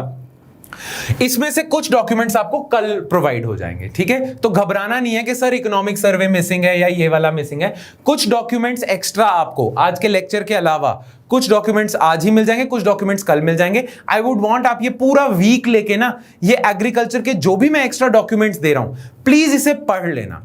और इसी वीक के by the end of this week मुझे कोई भी डाउट होता है आपको कि सर इसको ना हमें पढ़ के समझ नहीं आ रहा है, आप एक्सप्लेन कर दो, तो प्लीज वो मुझे बता जरूर देना। हम नेक्स्ट क्लास में इंडस्ट्री का चैप्टर स्टार्ट करने से पहले उसकी एक्सप्लेनेशन भी कर लेंगे, उसे अच्छे से कर लेंगे। Alright? Clear? So that's it from my side, guys. I'll see you next time. Hi. अगर आपको ये लेक्चर पसंद आया तो हमारे चैनल को सब्सक्राइब कीजिए, और अगर आप यूपीएससी 2021 के प्रीलिम्स के लिए सीरियस हैं तो हमारा क्रैश कोर्स जरूर ज्वाइन कीजिए। कोर्स की डिटेल्स आपको हमारी वेबसाइट, जिसका लिंक डिस्क्रिप्शन सेक्शन में होगा, उस पर मिल जाएंगी। नहीं तो आप हमें कॉल कर सकते हैं नीचे दिए गए नंबर पर।